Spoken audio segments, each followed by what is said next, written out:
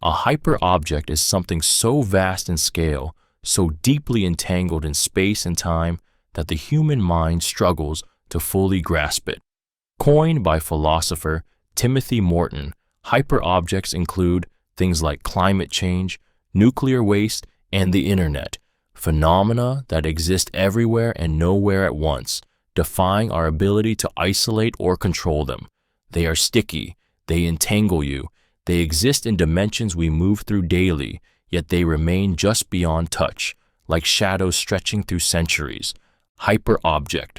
Imagine standing in a room slowly filling with invisible gas. You can't see it, but you feel its presence. It changes how you breathe, how you speak, how you think. Hyperobjects do this to our entire existence. They outlast generations, mutate meaning, and shape behavior without announcing themselves. You feel their weight in anxiety, in weather extremes, in the silent guilt you carry when throwing away plastic. You don't interact with them. They interact with you. These are not just big problems or abstract ideas. Hyperobjects are existential. They challenge the illusion that humans are at the center of the universe. They mock our desire for control, coherence, and closure. They force us to confront our fragility, our arrogance, our limits. And still, they remain vast, viscous, interwoven into every breath you take and every decision you make. You cannot escape a hyperobject. You live inside it. It is too large to see, too complex to escape, and too real to deny. The only certainty is that it knows you're there, even if you pretend not to know it. Mereotopology. Mereotopology is the philosophical study of how parts and wholes relate in space, how things fit, touch, overlap, and enclose one another. At first, it seems cold and mathematical, but under its surface lies something hauntingly human, the constant struggle to understand connection and separation. It isn't just about objects, it's about the invisible lines that bind us to people, to places, to memories, and how those bonds can fracture or dissolve without warning. Imagine a shattered photograph. Each shard contains a piece of the image, but the full picture is lost.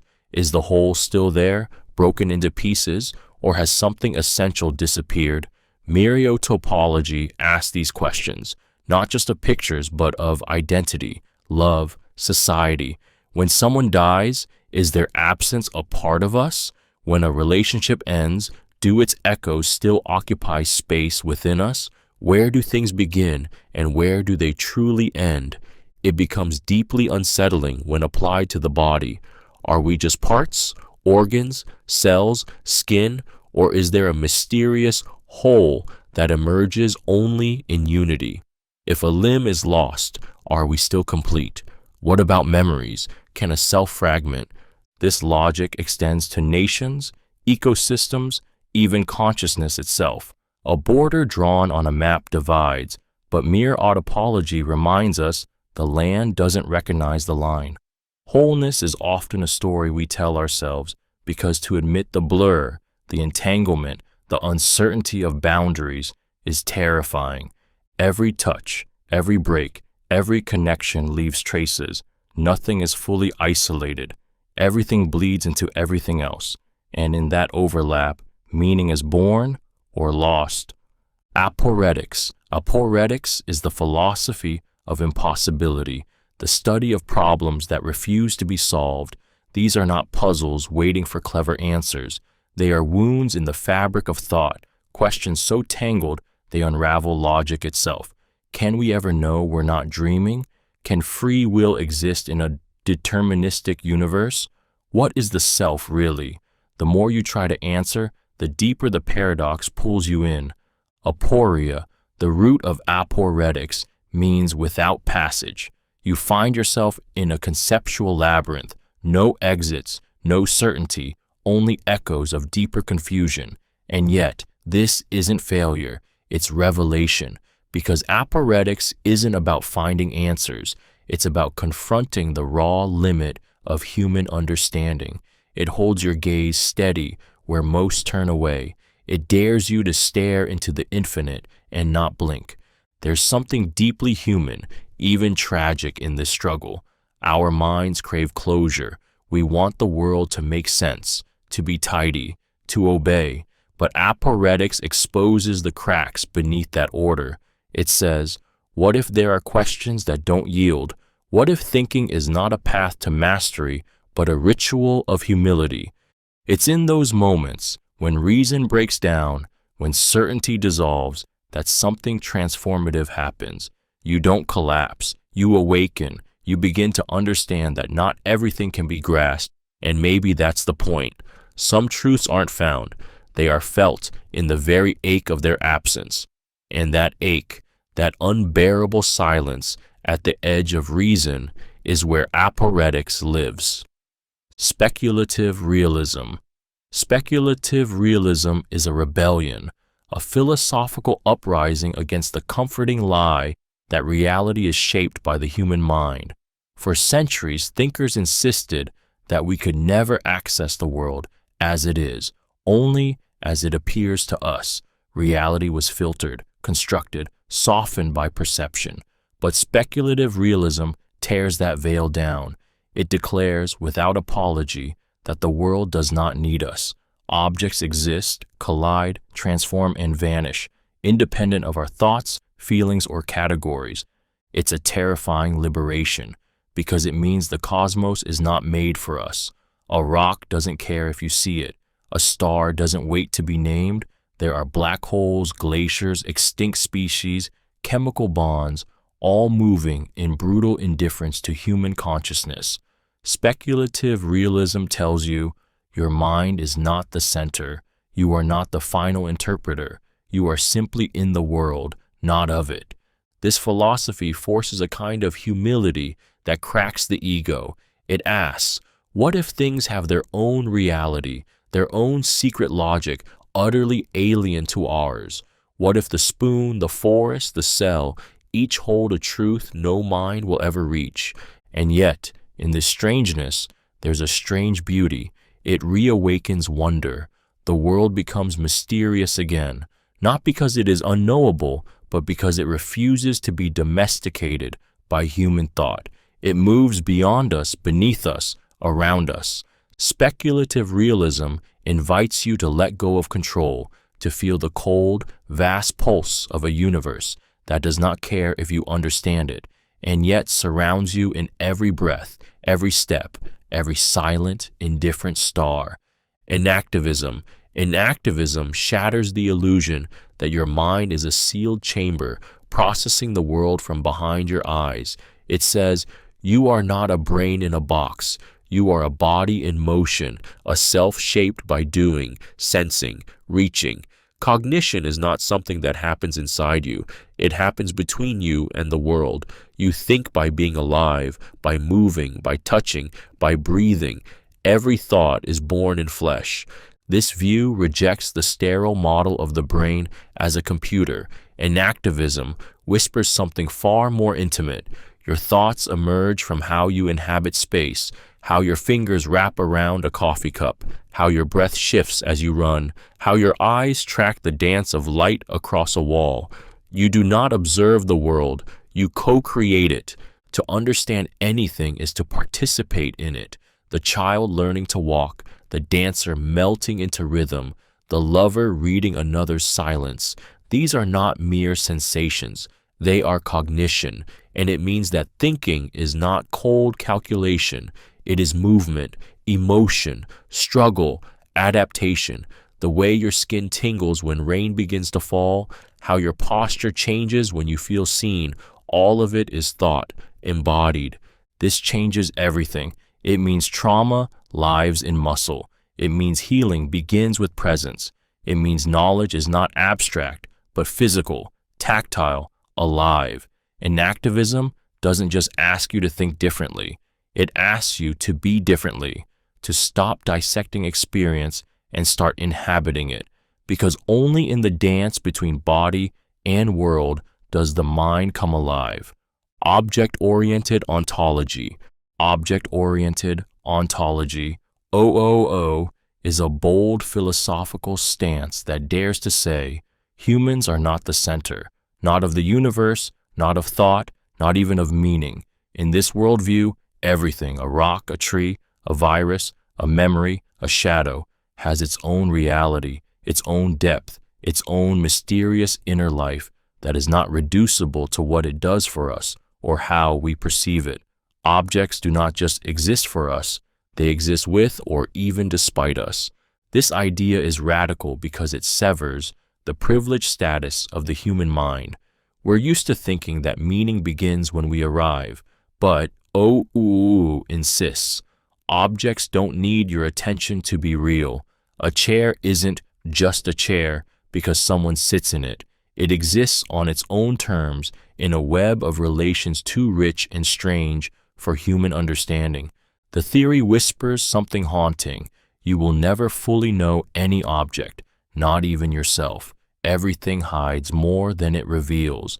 There is always something withdrawn, a dark interior that no amount of analysis, science, or intimacy can fully penetrate. Object-oriented ontology is not cold. It's strangely romantic. It invites you to fall in love with the hidden dignity of things. It makes you look at a dust mote, a puddle, a piece of old fabric, and wonder what private universe pulses beneath its surface. This is not about worshiping matter. It's about awakening to mystery. A shattered bottle has a story. A dead phone has agency. You are surrounded by silent actors, each moving, resisting, becoming, just out of reach, but never out of existence. Process philosophy is the quiet, radical idea that nothing stays still, not even reality itself. Alfred North Whitehead saw the universe not as a machine made of static parts, but as a vast, pulsing web of becoming. Everything is in motion. Everything is a process. Rocks erode, minds change, stars explode, and even identity, what you call you, is a river, not a statue. This philosophy undoes the comfort of permanence. It tells you there are no final forms, no fixed things, only events unfolding endlessly. You are not a thing with experiences. You are your experiences, braided together in time, moment by moment. There is no stable self hiding behind your life. There is only the living of it, the becoming. Process philosophy doesn't deny structure, but it insists that structure emerges, always in flux, never complete. A relationship is not a state, it's a pattern of change. A thought is not a product, it's a movement through feeling, memory, context. The world is not a place you live in, it's a dance you're caught up in.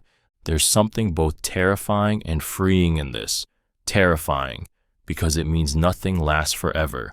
Your joy, your pain, your certainty, they all shift.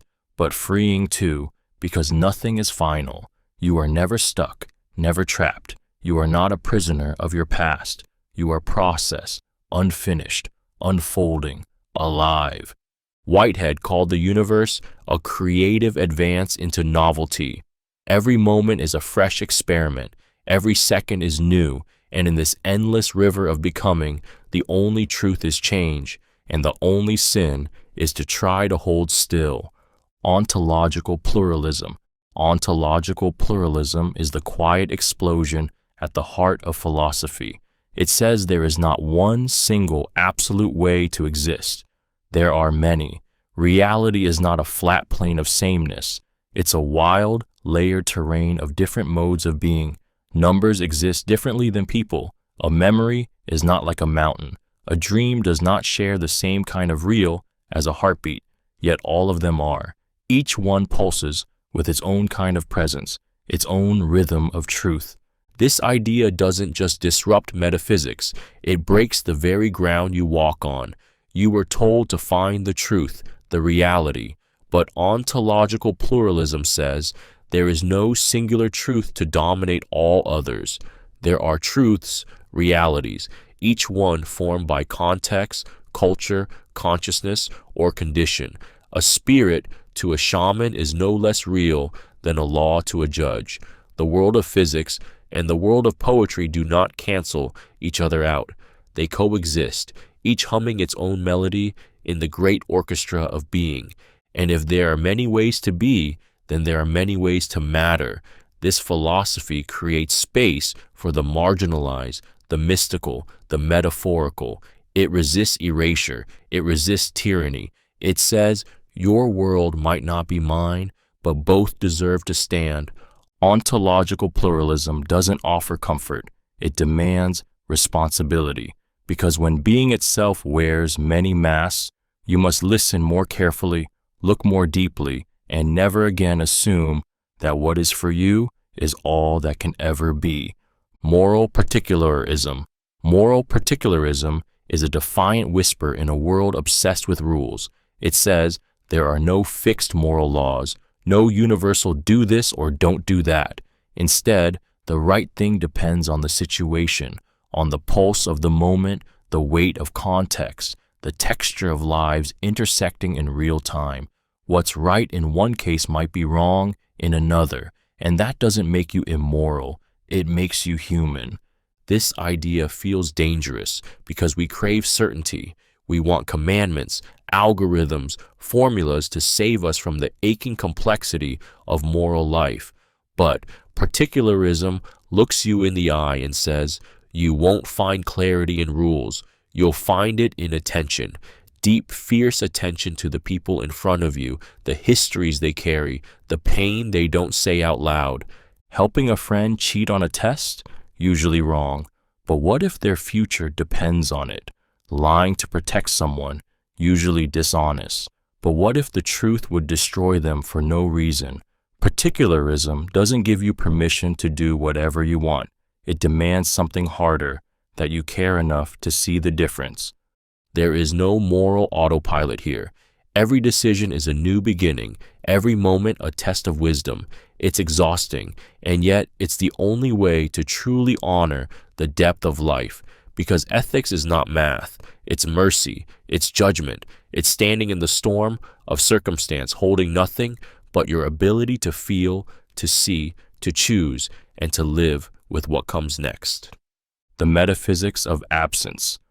The metaphysics of absence is the study of what isn't, and how what is missing can shape reality just as powerfully as what is present. It begins with an unsettling truth. Absence is not nothing. It is a force. An empty chair carries a presence. A silence can scream. A loved one gone still occupies the room. Absence haunts, defines, and lingers. Philosophers have long obsessed over what exists, but this idea flips the focus. It asks, what about the gaps, the losses, the things that were never there but should have been? A missing parent, a forgotten name, a lost homeland. These absences are not empty. They are full of weight. They bend lives around them.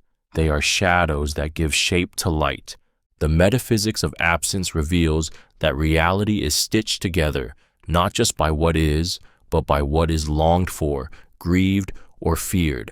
Every memory has a hole in it. Every identity is carved by what's been denied or erased. Even language depends on absence, on what is left unsaid, on meanings that arise from what is not. And this changes how we understand being. We are not only made of flesh in time, we are made of absences, of things missing from our stories. Some you mourn, some you chase, some you don't even realize are gone until their echo cuts through you. Absence is not silence. It is a presence inverted, a wound, a question, a doorway. It is what makes us search, hunger, love, and remember. And it is never truly gone. Existential risk ethics. Existential risk ethics is not about what happens if you die. It's about what happens if everyone does, forever. It stares into the possibility that one mistake, one engineered virus, one rogue AI, one climate cascade could silence humanity for good. Not just a tragedy of billions of lives lost, but the loss of every future life, every dream not yet dreamt, every child not yet born, every poem, discovery, revolution, love, all of it, gone. This philosophy doesn't measure morality in moments. It measures it in millennia. It demands you step outside your tiny window of time And imagine what could exist if we survive. Civilizations that stretch across galaxies, suffering eradicated, art beyond our imagination. But none of it will happen if we collapse now. One slip and the future becomes a graveyard of unrealized potential. And so, existential risk ethics tells us the stakes are unimaginably high. Your actions today ripple outward. Your vote, your code, your silence, they matter. Because if we fail to protect the long-term future, nothing else will matter. Not justice, not beauty, not love. The canvas will be gone. It's a crushing weight, but it's also a call to transcend selfishness, to become guardians of time itself, to value not just the suffering of those alive now, but the infinite light we could pass on. The unborn are voiceless, the future is defenseless, and we, fragile, flawed, frightened, may be the only ones who can choose not to let it all disappear. The hard problem of content. The hard problem of content asks a deceptively simple question. How does the mind mean anything at all? Not just how it processes information, but how raw neural firings inside a skull produce aboutness, meaning, reference. How can a thought about your childhood dog, a math equation, or the smell of rain arise from electrical impulses with no awareness of what they're about? It's a problem that shatters the illusion that understanding the brain is the same as understanding the mind. It's easy to map neurons, measure brain waves, simulate intelligence, but meaning is a ghost. It doesn't live in the folds of gray matter, yet it fills everything. When you think of someone you love, your brain lights up, but so what? What makes those lights point to that person, evoke their smile, their laugh, their pain? Why does a thought carry significance instead of being just mechanical noise? This isn't about consciousness. That's its own nightmare. This is deeper. This is about how symbols, images, words inside the mind mean anything beyond themselves. How do mental states reach outside the body and grasp concepts, objects, truths? Why does tree in your head connect to wood, leaves, and shade, and not just to other sounds or neurons? No theory has pierced this fully. It's a black hole in cognitive science, a wound in philosophy of mind. Meaning refuses to reduce, and until we can explain how matter means, we are staring into the terrifying possibility that something essential about being human might always resist capture, that our deepest thoughts might be, in the end, unexplainable magic. Metaphysical nihilism. Metaphysical nihilism is the eerie possibility that there could have been nothing. No stars, no planets, no atoms, no time, not even a void to echo in. Just absolute total absence. It asks a question that chills to the bone. Why is there something rather than nothing? It's not just a puzzle. It's an existential scream. Because if a world with nothing is possible, then existence itself becomes a kind of strange accident. You, your thoughts, the people you love, none of it was necessary. The entire universe might have not happened, and there would be no one to notice, no one to mourn it, no silence even, just non-being. Metaphysical nihilism doesn't mean life is meaningless. It means meaning is a flame that burns in defiance of a cold, indifferent truth, that non-existence is a default state we somehow escaped. And this idea twists your sense of reality. It makes the sky seem thinner, the ground less solid, the laws of physics more like a fragile spell than a foundation. It creeps into your deepest thoughts. If nothing had existed, would that have been better? Is existence a gift or a curse? Are we floating in something miraculous or merely a statistical fluke in the vast realm of what could have been? Some philosophers argue that not even you are necessary, that no objects, no entities need to exist at all. The world could have been empty. The fact that it isn't, that's the mystery, that's the miracle, or the mistake. And once you feel the weight of that silence, that haunting maybe not, you never quite look at existence the same way again. The grounding problem. The grounding problem slices straight into the spine of reality and asks, what makes truths true? Not how we know them, not whether they're logical, observable, or provable, but what grounds them. Why is something the case instead of not? What lies beneath the truth that makes it stand up and exist? It seems obvious at first. The sky is blue, sure, but why? Because light scatters in the atmosphere? That's a scientific explanation, not a metaphysical one. What gives this truth its being? What anchors it in the structure of reality, rather than letting it drift into fiction, fantasy, or contradiction? The grounding problem is about this anchoring, this invisible scaffolding of becauseness. Some philosophers argue that all truths must rest on fundamental truths, bedrock facts that need no explanation, no deeper support. But what makes those fundamental truths fundamental, and can we trust a foundation we can't dig beneath? Others say the world is built from layers, like bricks mortared by grounding relations, where each truth stands on another, forming a hierarchy. But this chain can't go on forever, so where does it stop? And if it stops, is that satisfying, or is it just surrender? This problem is maddening because it touches everything: morality, identity, physics, God. If their truths aren't grounded, they might be illusions. And yet, the ground may be something we'll never see, only feel, like standing in a dream and insisting it's solid because you haven't yet fallen. To ask what grounds truth is, to stare down into reality's abyss and whisper, why should I believe anything holds? Antinatalism. Antinatalism is the unsettling conviction that bringing someone into existence is always a harm. It's not a judgment against life. It's a scream of compassion in a world drenched in suffering. At its heart, antinatalism asks, if you knew someone would experience pain, fear, despair, loneliness, even for a moment, do you have the right to create them?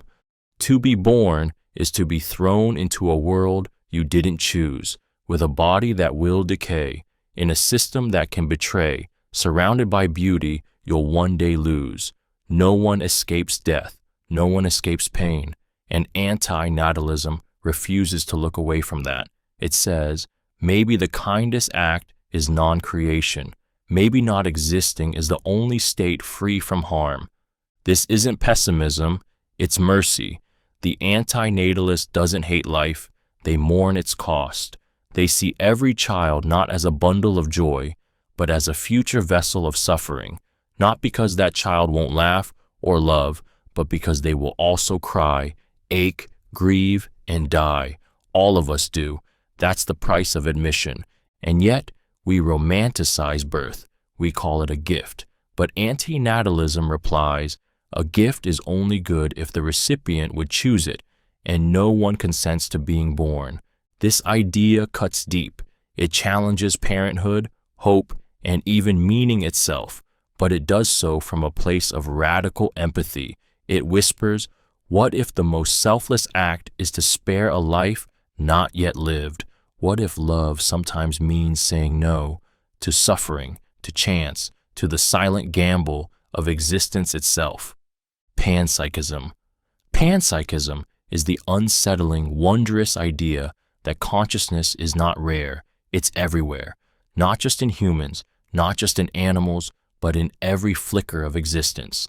Every atom, every grain of sand, every gust of wind may carry a spark of awareness, not thoughts, not minds, but feeling, however faint.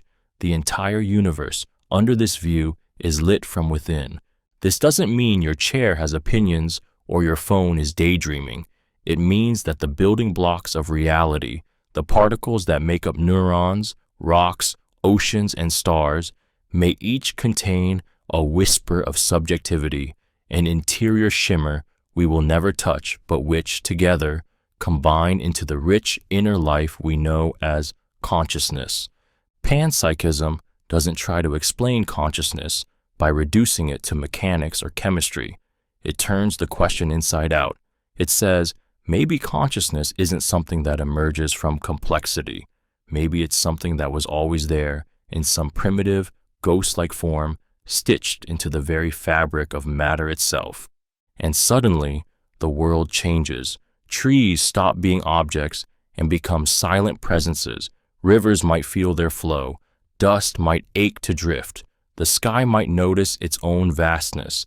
It's a beautiful, dizzying thought, but it also haunts, because if consciousness is everywhere, then so is suffering, and so is awe. The universe becomes sacred and strange and unspeakably alive. And you are not separate from it.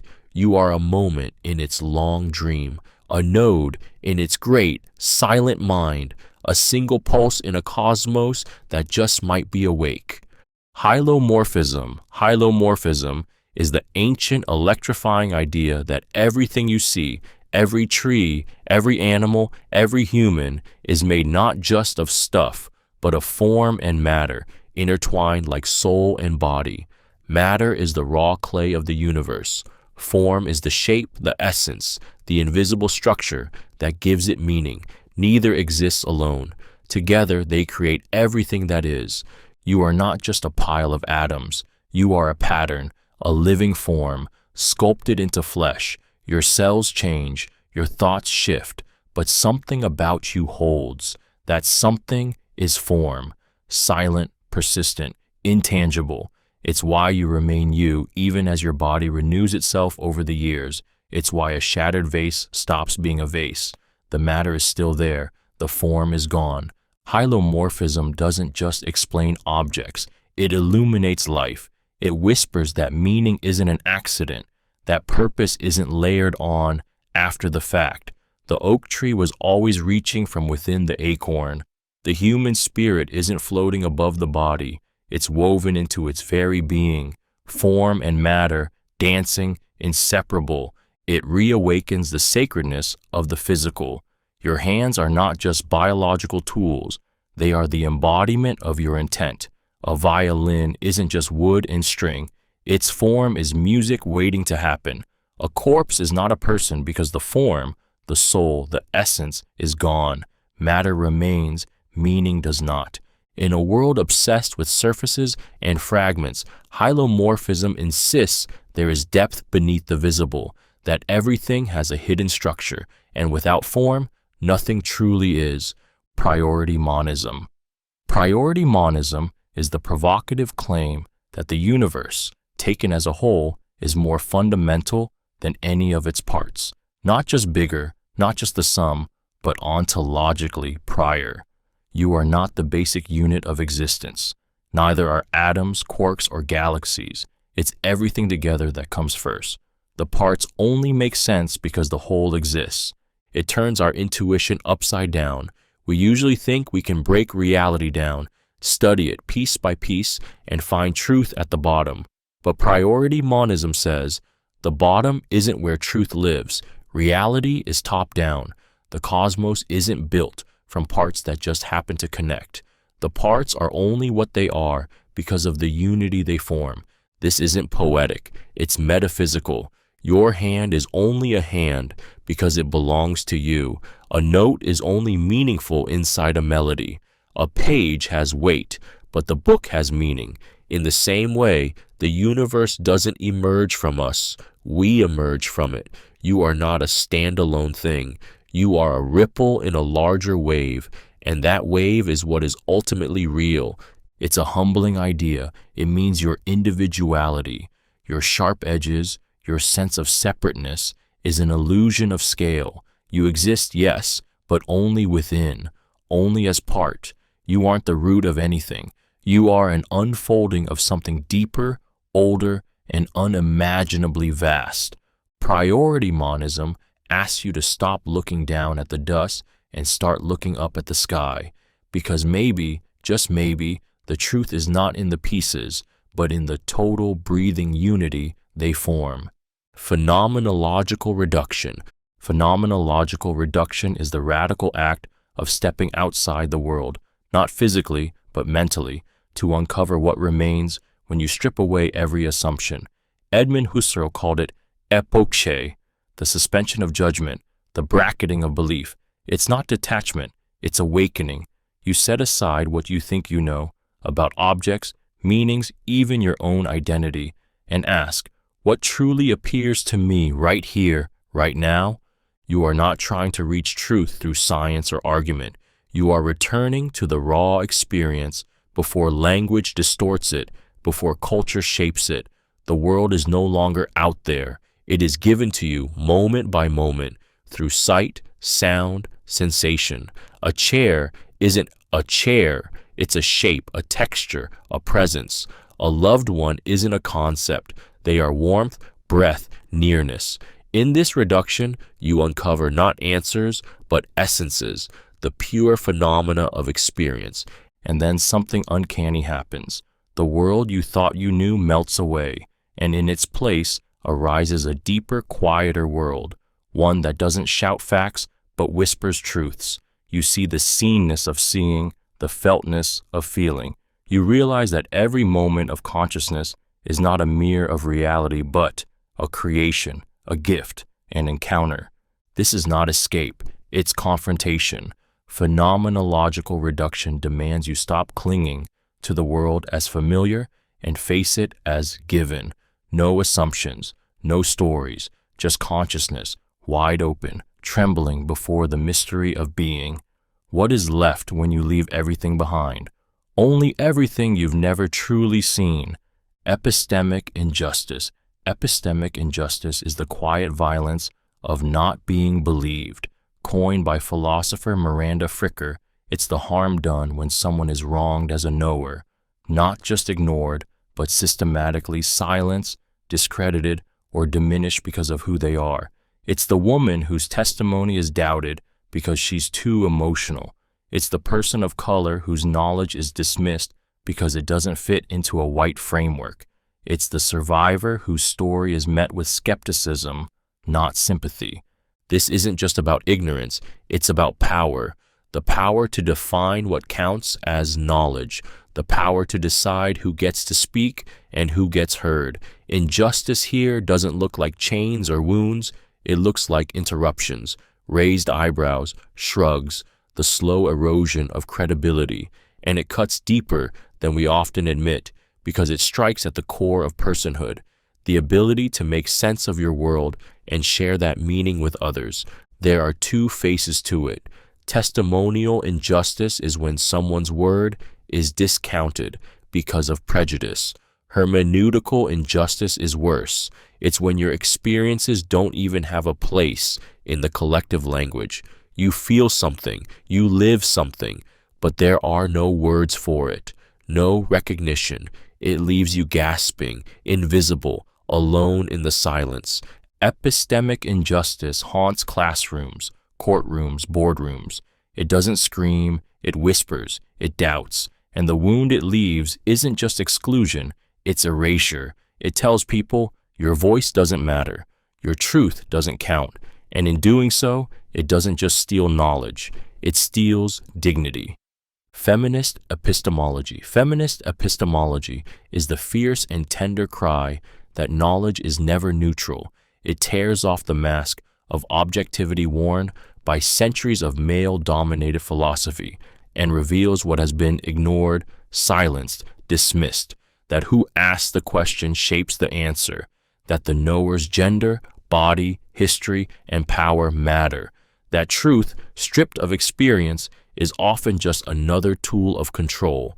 It begins with a wound, a deep, aching recognition that what counts as rational, universal, or true has too often been decided by voices that never had to fight to be heard. For generations, women were told they were too emotional to reason, too biased to know.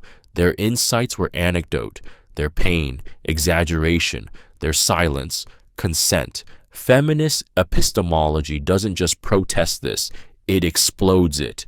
It asks, whose stories were left out when knowledge was built? Who was standing in the margins while objectivity marched forward, blind to the bodies beneath its feet? It doesn't claim that truth doesn't exist. It demands we ask, who gets to name it, define it, own it? It insists that lived experience is not a weakness in knowing, it's a strength. That intuition care, embodiment, and emotional intelligence are not contaminants of knowledge. They are its lifeblood. That marginalized voices don't distort reality. They reveal its blind spots. This is not just an academic correction. It's a revolution of attention. Feminist epistemology teaches us that real knowledge requires listening, not just to facts, but to those long unheard. And only when the silenced are finally seen can understanding begin to feel whole. Dark ecology. Dark ecology is the philosophy that dares to say the natural world is not pure, not balanced, not kind, and neither are we. It rejects the comforting fantasy that nature is a perfect system we've tragically fallen out of. Instead, it whispers a darker truth. We are already entangled in nature, already complicit, already ruined with it. There is no clean separation, no Eden, no innocence, only interdependence, beautiful, broken, and inescapable. Coined by Timothy Morton, dark ecology shatters the myth of the green dream, the idea that nature is something we can return to or save as if we stood apart from it. It looks instead at the toxic soil, the melting ice, the extinct animals, the plastic floating in oceans, and says, this is nature too. The horror is part of the whole, and so are we. It's not about despair, it's about honesty. The forest isn't a cathedral, it's a battlefield of life and death. The earth doesn't love you, it doesn't even know you, and yet you breathe it. You eat from it, you are made of it. Dark ecology says, stop looking for purity. Start feeling the intimacy of collapse, the closeness of decay, the intimacy of shared doom. This philosophy aches because it denies you comfort. It doesn't offer escape, it offers confrontation. You are tangled in ecosystems of life and death, of suffering and survival, and you can't step outside them. You are already inside the mess, and that's where meaning begins, not in cleansing yourself of the dark, but in learning how to live inside it, honestly, and still care. Quantum metaphysics.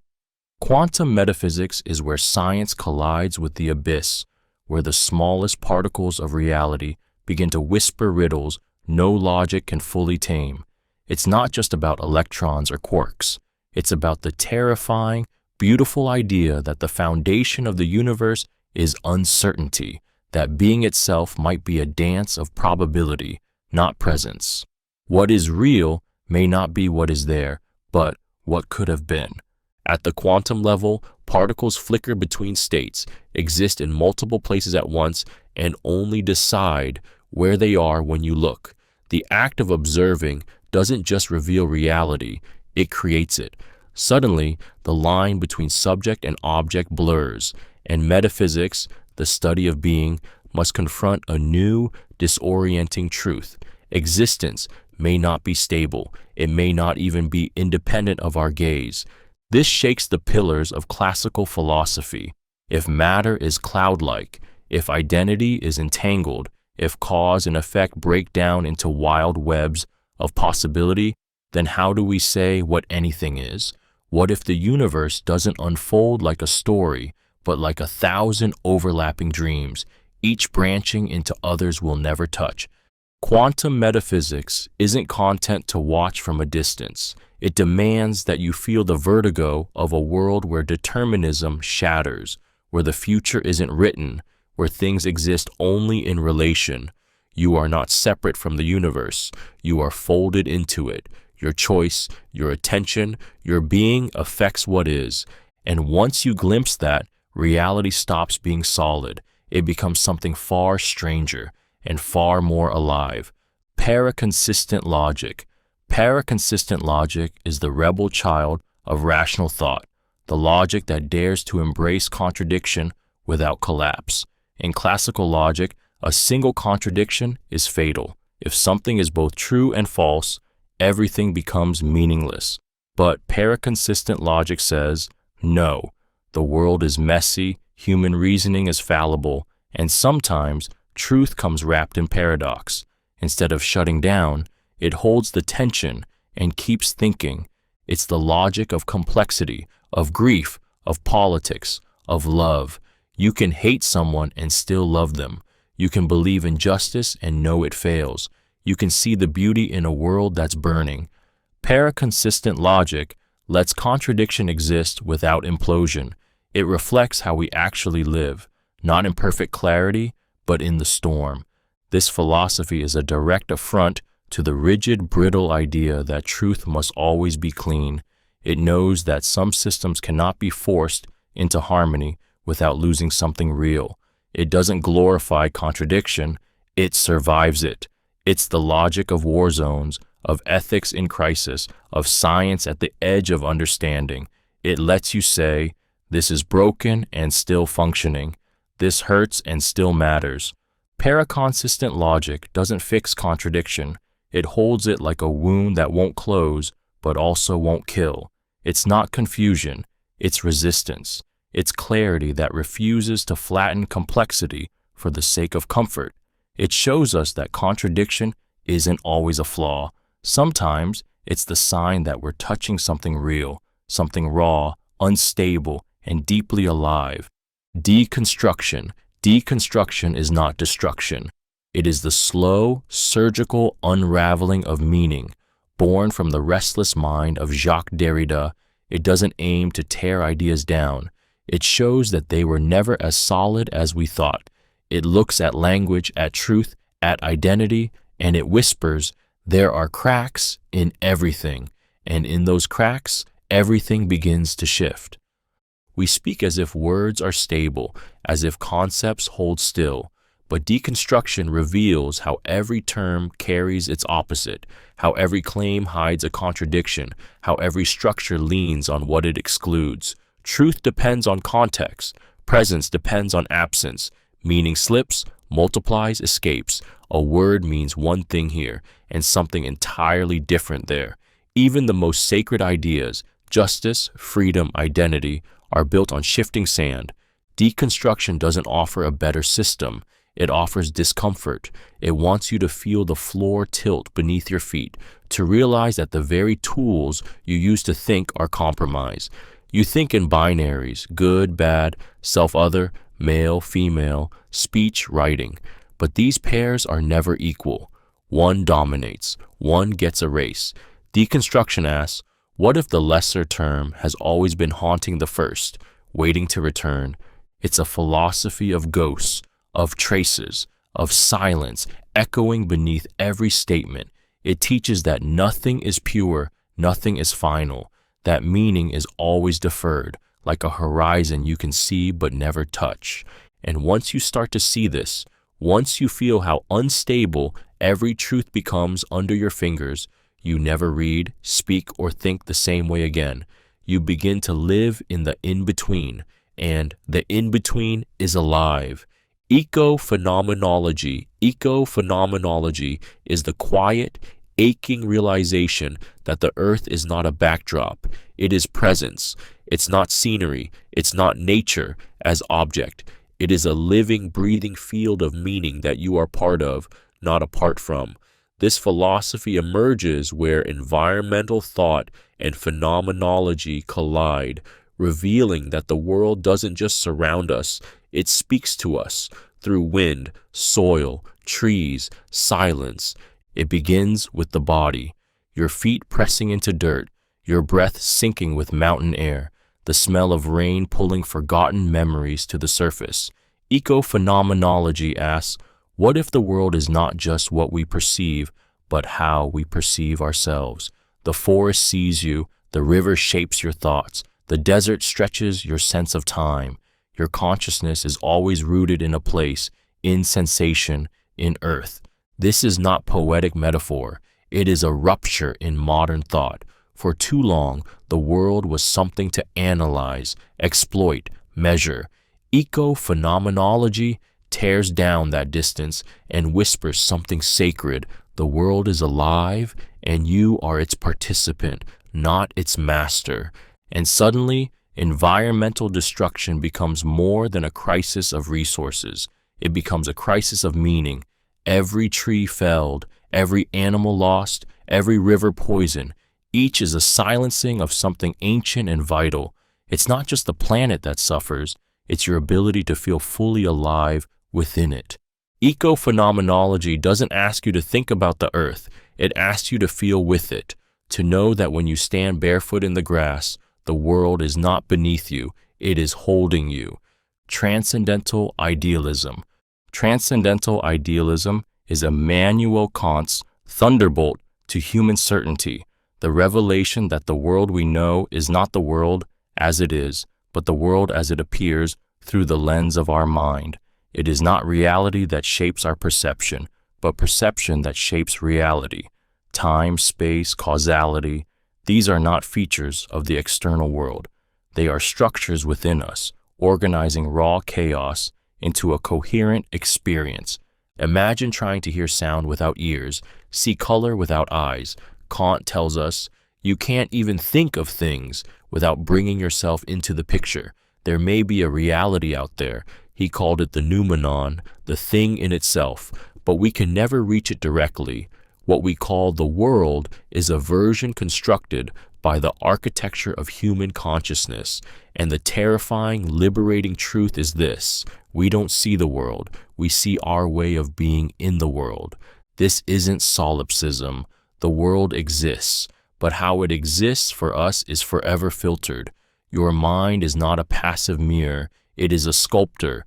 Experience is not something you receive, it is something you create. You are not just in the world. The world, in part, is in you. Transcendental Idealism pulls the rug out from under every truth you thought was objective.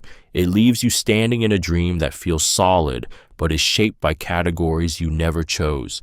And once you see that, the world doesn't become less real. It becomes stranger, intimate, fragile, yours. Bioethics of Enhancement. The bioethics of enhancement is the moral firestorm that ignites when human potential becomes something we can engineer. What happens when medicine stops healing and starts improving? When we don't just fix the broken but upgrade the normal? Stronger muscles, sharper minds, designer genes, perfect memories.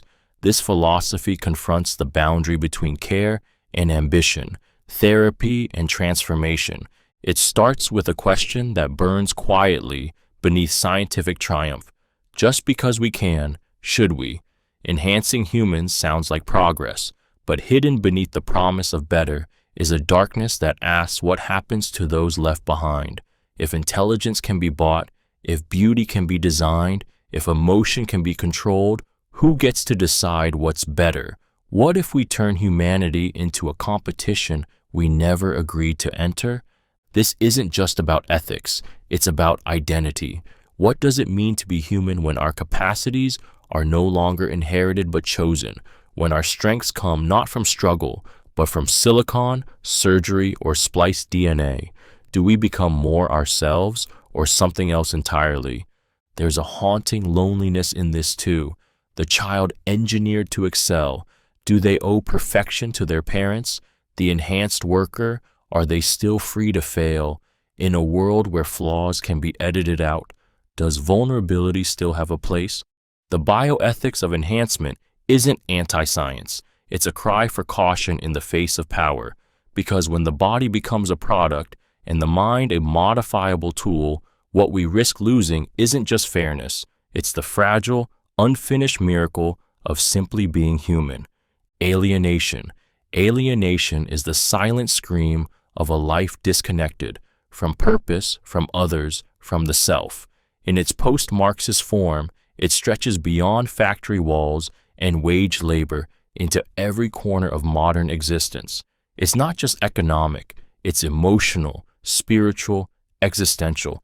You wake up, go through motions, chase goals that aren't yours, wear masks you didn't choose, and somewhere along the way, you lose the ability to feel real.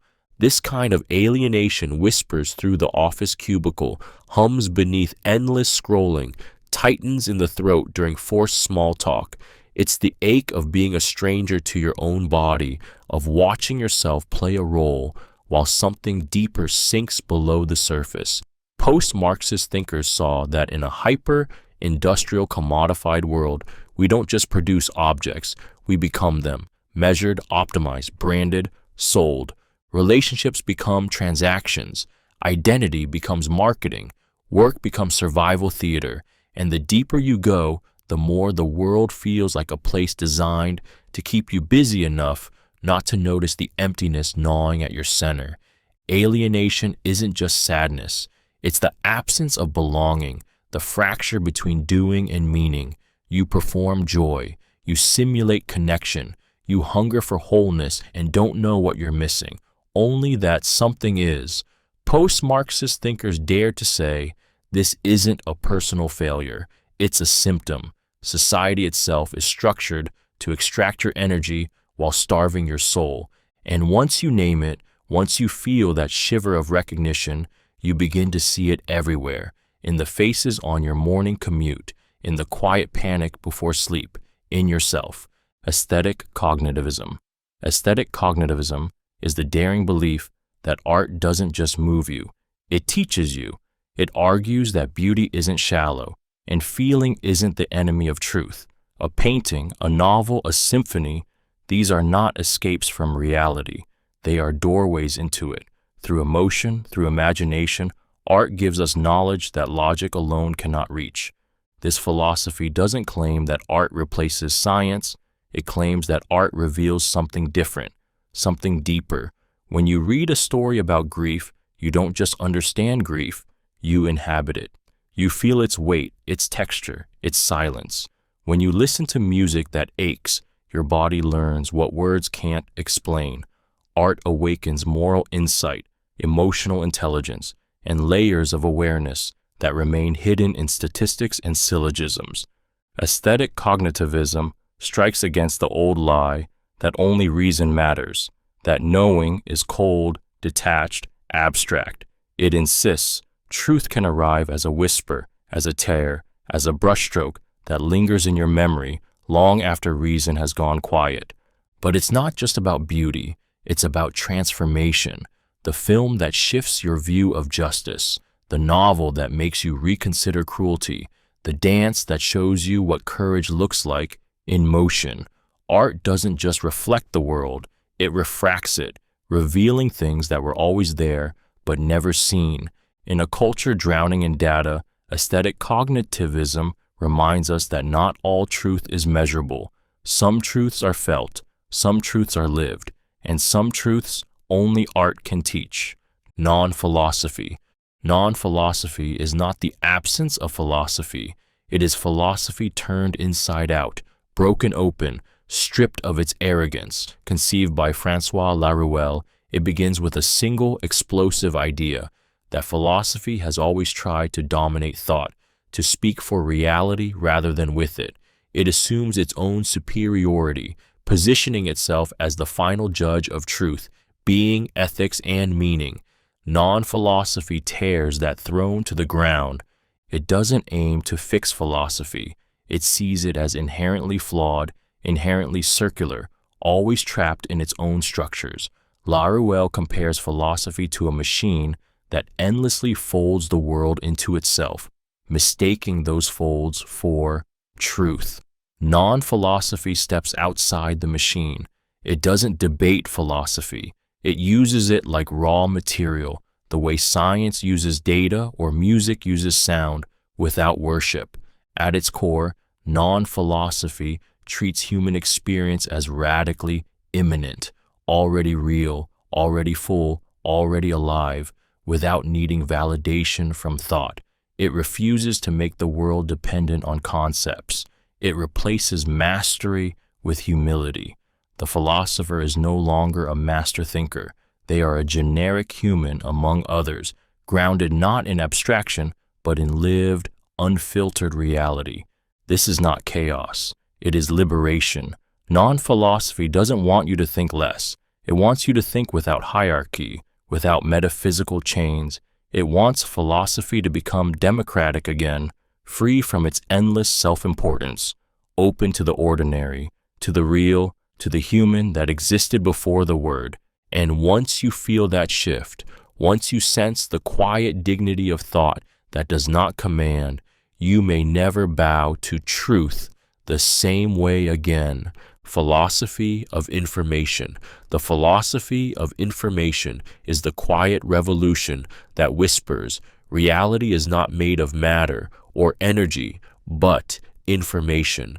It's the idea that everything, atoms, minds, galaxies, even life itself, can be understood as patterns, as codes, as flows of data, not cold numbers, but structured meaning. The universe, in this view, is not a machine. It is a message, one we are still learning to read. This philosophy breaks down the wall between physics and thought, between biology and logic. Your DNA is not just a molecule. It's an instruction set. Your mind is not just a brain. It's an information processor, shaped by signals, memories, algorithms. When you speak, when you think, when you love, you transmit meaning across fragile networks, both within and beyond your body. And it changes everything. What is identity if it's just an informational pattern that could be copied, uploaded, deleted? What is death if your mind could be preserved as code? What is reality if what we see as solid is simply compressed information rendered into experience by a conscious observer? The philosophy of information doesn't just explain the digital world, it explains us. In a time where data defines power and truth flickers through screens, this philosophy confronts a new ethics, a new metaphysics, a new self. When you erase a file, you erase something that once meant. When you lie, you corrupt a stream of meaning. When you love, you transmit signal through silence. In the end, it asks, what are we, if not messages in motion, fleeting, fragile, desperately trying to be understood? Modal realism. Modal realism is the breathtaking, unsettling belief that every way the world could be actually is. Proposed by philosopher David Lewis, it doesn't mean imaginable or hypothetical worlds exist metaphorically. It means they exist literally. Right now, somewhere beyond your reach, there is a world where you didn't survive that accident, where you never met the love of your life, where you are a tyrant or a saint, not fiction, not fantasy, real. According to Modal Realism, all possible worlds are just as concrete as this one. They're not shadows or abstractions. They're sprawling, fully formed realities with their own people, histories, and heartbreaks. You are just one version of you among an infinite multitude, some nearly identical, others unrecognizable. And this world, this life, this you, it's not special. It's just one world in an endless sea of could-have-beens. This idea is exhilarating and deeply disorienting. It smashes the uniqueness of everything. Your greatest love, one of countless variations. Your worst moment, replayed endlessly in other versions of reality. Nothing is absolute. Every choice splinters the cosmos into paths that live on, even when you forget them. Possibility is not potential, it's presence. Modal realism collapses the boundary between fiction and existence. It stretches your imagination to its edge and asks, can you live with the idea that what might have been is somewhere? That the universe is not a single story, but an infinite library where every page is turning at once? And if that's true, what does it mean to be this you, here, now, knowing that every other version is out there, alive in ways you'll never see? New realism. New realism is a philosophical wake-up call, a refusal to keep pretending that reality bends to our thoughts, our language, our theories. It rises from the ashes of postmodernism, post-structuralism, and radical skepticism to make a bold claim. The world exists, and it doesn't care what we think about it. There is a rock-hard something out there, indifferent to our categories and untouched by our interpretations. For too long, philosophy flirted with the idea that everything is constructed, race, gender, meaning, even truth itself. New realism doesn't deny that our perspectives shape how we see the world, but it insists that beneath all our stories and systems, the world pushes back. Hunger is real, Death is real. Gravity doesn't ask your permission. It pulls you, whether you believe in it or not. This realism is not naive. It knows perception is flawed. It knows knowledge is always partial, but it also knows this: something is there, and it resists. That resistance, physical, ethical, factual, is the bedrock of sanity. New realism is not about retreating to old certainties. It's about anchoring ourselves in something more than opinion.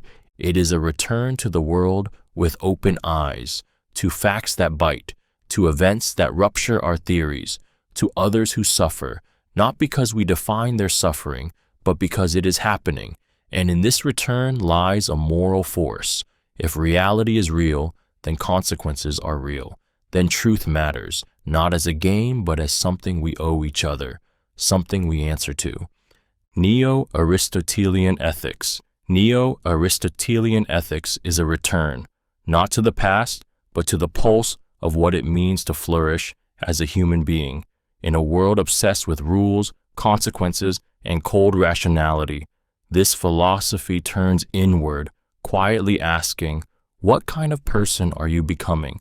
Are you living a life that's not just moral, but worthy, not just correct, but whole?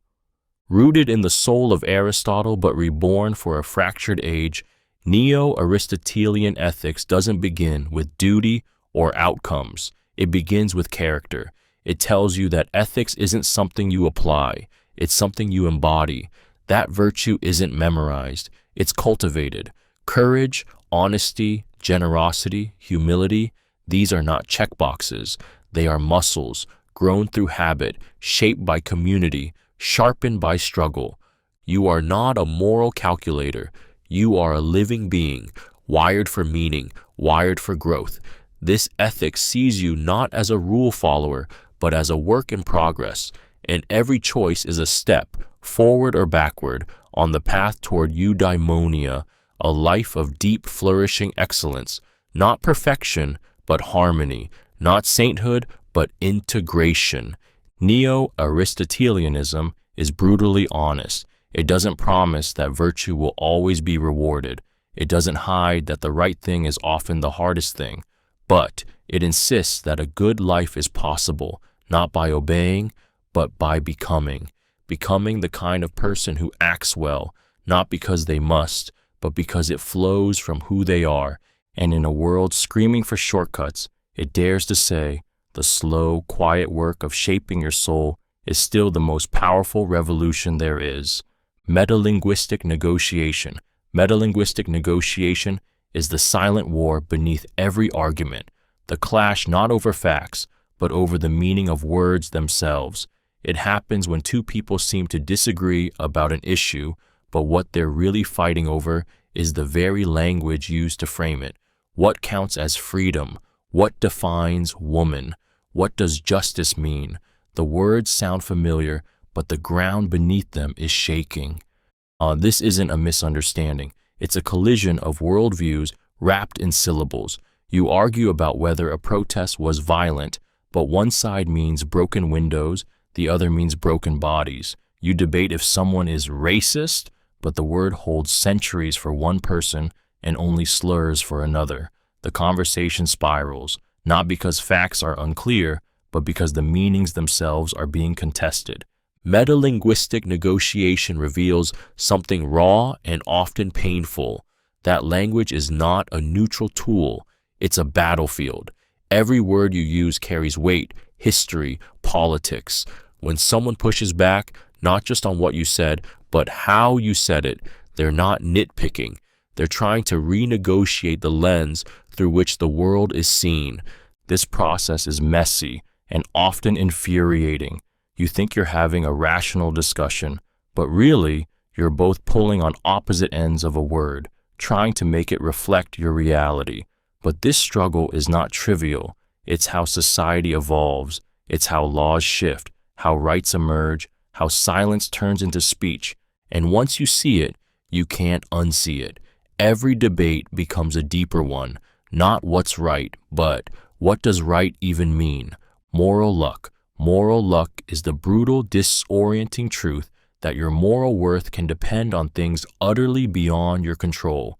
You can try your best, mean no harm, follow every rule, and still cause devastation, or, with the same intent, walk away untouched. It asks, how can we be judged as good or bad when chance, circumstance, and fate shape the outcomes of our actions?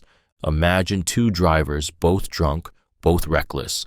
One makes it home, the other hits a child. One is a mistake that goes unnoticed. The other is a tragedy that defines a lifetime. Are they morally the same, or do we condemn one and forgive the other? If the difference is luck, what happens to justice? Moral luck fractures our craving for moral clarity. It shows us that even character is not fully ours, shaped by genetics, upbringing, trauma, privilege.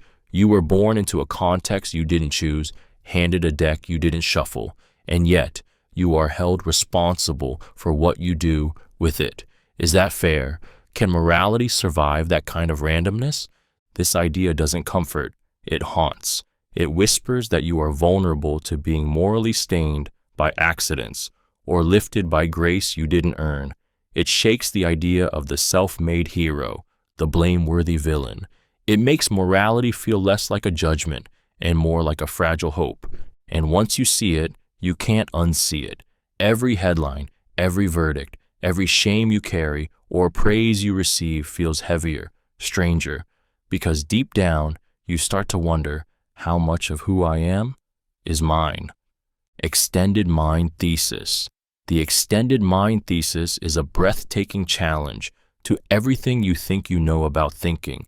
It says your mind is not locked inside your skull. It spills out into the world. Your notebook, your smartphone, your fingers on a piano, even the eyes of someone who knows you, these are not tools.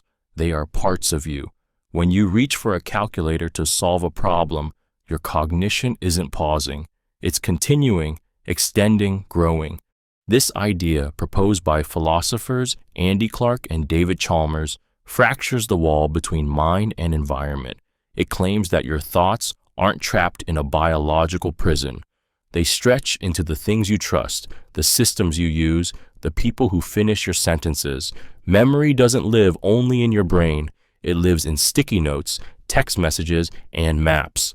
Identity is not a single voice. It's a symphony echoing across flesh, machine, and interaction. The implications are staggering. It means that losing your phone can feel like losing a piece of your mind. Because it is. It means that love, routine, architecture, these can shape your very ability to think. It redefines intelligence, not as something self-contained, but as something shared, scattered, embodied. This thesis blurs boundaries we hold sacred. Where do you end and the world begin? If your thoughts rely on what surrounds you, then isolation is not just loneliness, it's cognitive starvation. And connection? That becomes not just emotional, but essential for being fully human. You are not alone in your head. You never were. And once you realize that, the world doesn't shrink. It becomes part of you. Cognitive closure. Cognitive closure is the chilling possibility that there are truths our minds were never meant to grasp, limits etched, not by ignorance, but by design. Just as a dog cannot understand calculus, we may be creatures staring at a universe filled with answers forever out of reach. There might be questions so profound, so alien, that even our finest theories collapse before them. And worse, we might already be asking them. This idea doesn't accuse us of being lazy or uncurious. It accuses us of being biologically bound. Our brains evolved to survive, not to comprehend the infinite. We sense time, space, cause. But what if reality isn't built that way? What if we've mistaken the map for the terrain and there are entire dimensions of truth pressing in from outside our comprehension? Cognitive closure strikes hardest at the most sacred questions. What is consciousness? Why is there something rather than nothing? What came before time? These questions burn in us like a fever, but every answer slips through our fingers like smoke. We build metaphors, models, simulations, but maybe we are like fish trying to imagine fire. It's not a failure of effort, it's the scream of a finite mind against an infinite sky, a mind that knows there is more, feels the edges of something vast, and still can't reach it. And in that helplessness is both despair and awe, because to encounter the limits of thought is to glimpse a kind of sacred silence. Not everything must be understood, but to know there are truths just beyond our reach, that alone can break your heart, or make you humble, or both. Epistemic closure. Epistemic closure is the idea that knowledge spreads like wildfire once you light the first flame. It states, if you know one thing, and you know that this thing logically entails something else, then you also know that second thing. Simple, elegant, but terrifying, because once you accept this rule, you must accept its consequences, and they ripple like shock waves through your certainty. Here's the haunting part. It means that if you know something, you should also know what follows from it. If you know you're looking at your hands, and you know that if you're looking at your hands, you're not dreaming, then you should know you're not dreaming. But do you? Really? This is where the ground splits beneath your feet, because if you accept epistemic closure, then skepticism, radical doubt, tightens its grip. Suddenly, your most basic beliefs are exposed. You say you know the world is real, that the past exists, that you're not a brain in a vat. But if you're honest, you realize you don't know the things that follow, not with certainty, not always. Epistemic closure becomes a mirror, reflecting the cracks in your knowledge. It's not just about logic, it's about responsibility. If you claim to know, then the consequences of that knowledge are yours to carry. You don't get to pick and choose. And once that hits you, once you feel the weight of what knowledge demands, it doesn't comfort, it confronts. It reminds you that to know something isn't just to hold a fact, it's to accept everything that comes with it, even the doubt, even the darkness. Performativity. Performativity is the explosive idea that who you are is not something you are, it's something you do. Brought to light by philosopher Judith Butler, it tears apart the notion that identity is fixed, internal, natural.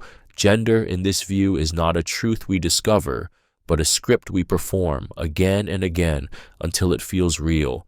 Masculine, feminine, normal, deviant. These aren't categories, they're acts.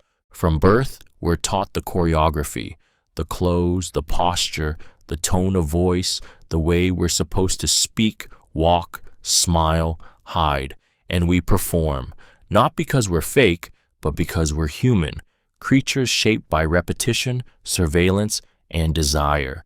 We become the roles expected of us, and then forget they were ever optional. Performativity doesn't mean we're pretending. It means the line between the real and the performed is thinner than we like to admit. Identity isn't a mirror, it's a stage, and power lives in the script. Who gets to speak without question? Who gets silenced for stepping out of character? Butler shows us that these performances are not always willing. Some are forced, some are punished when broken, but in that tension lies resistance. Because if identity is constructed through performance, then it can be reconstructed. It can be refused, rewritten, reimagined. This isn't just theory, it's a lifeline. For everyone who's felt out of place in their own skin, for everyone told who they must be, performativity offers a whisper. You are not fixed. You are movement. You are becoming. You are the dancer and the dance, and the stage can still be set on fire. Quietism. Quietism is the whisper in philosophy that dares to say, stop. Stop chasing the ultimate answer. Stop clawing at certainty. Stop turning life into a battlefield of concepts. It doesn't offer a solution. It offers peace.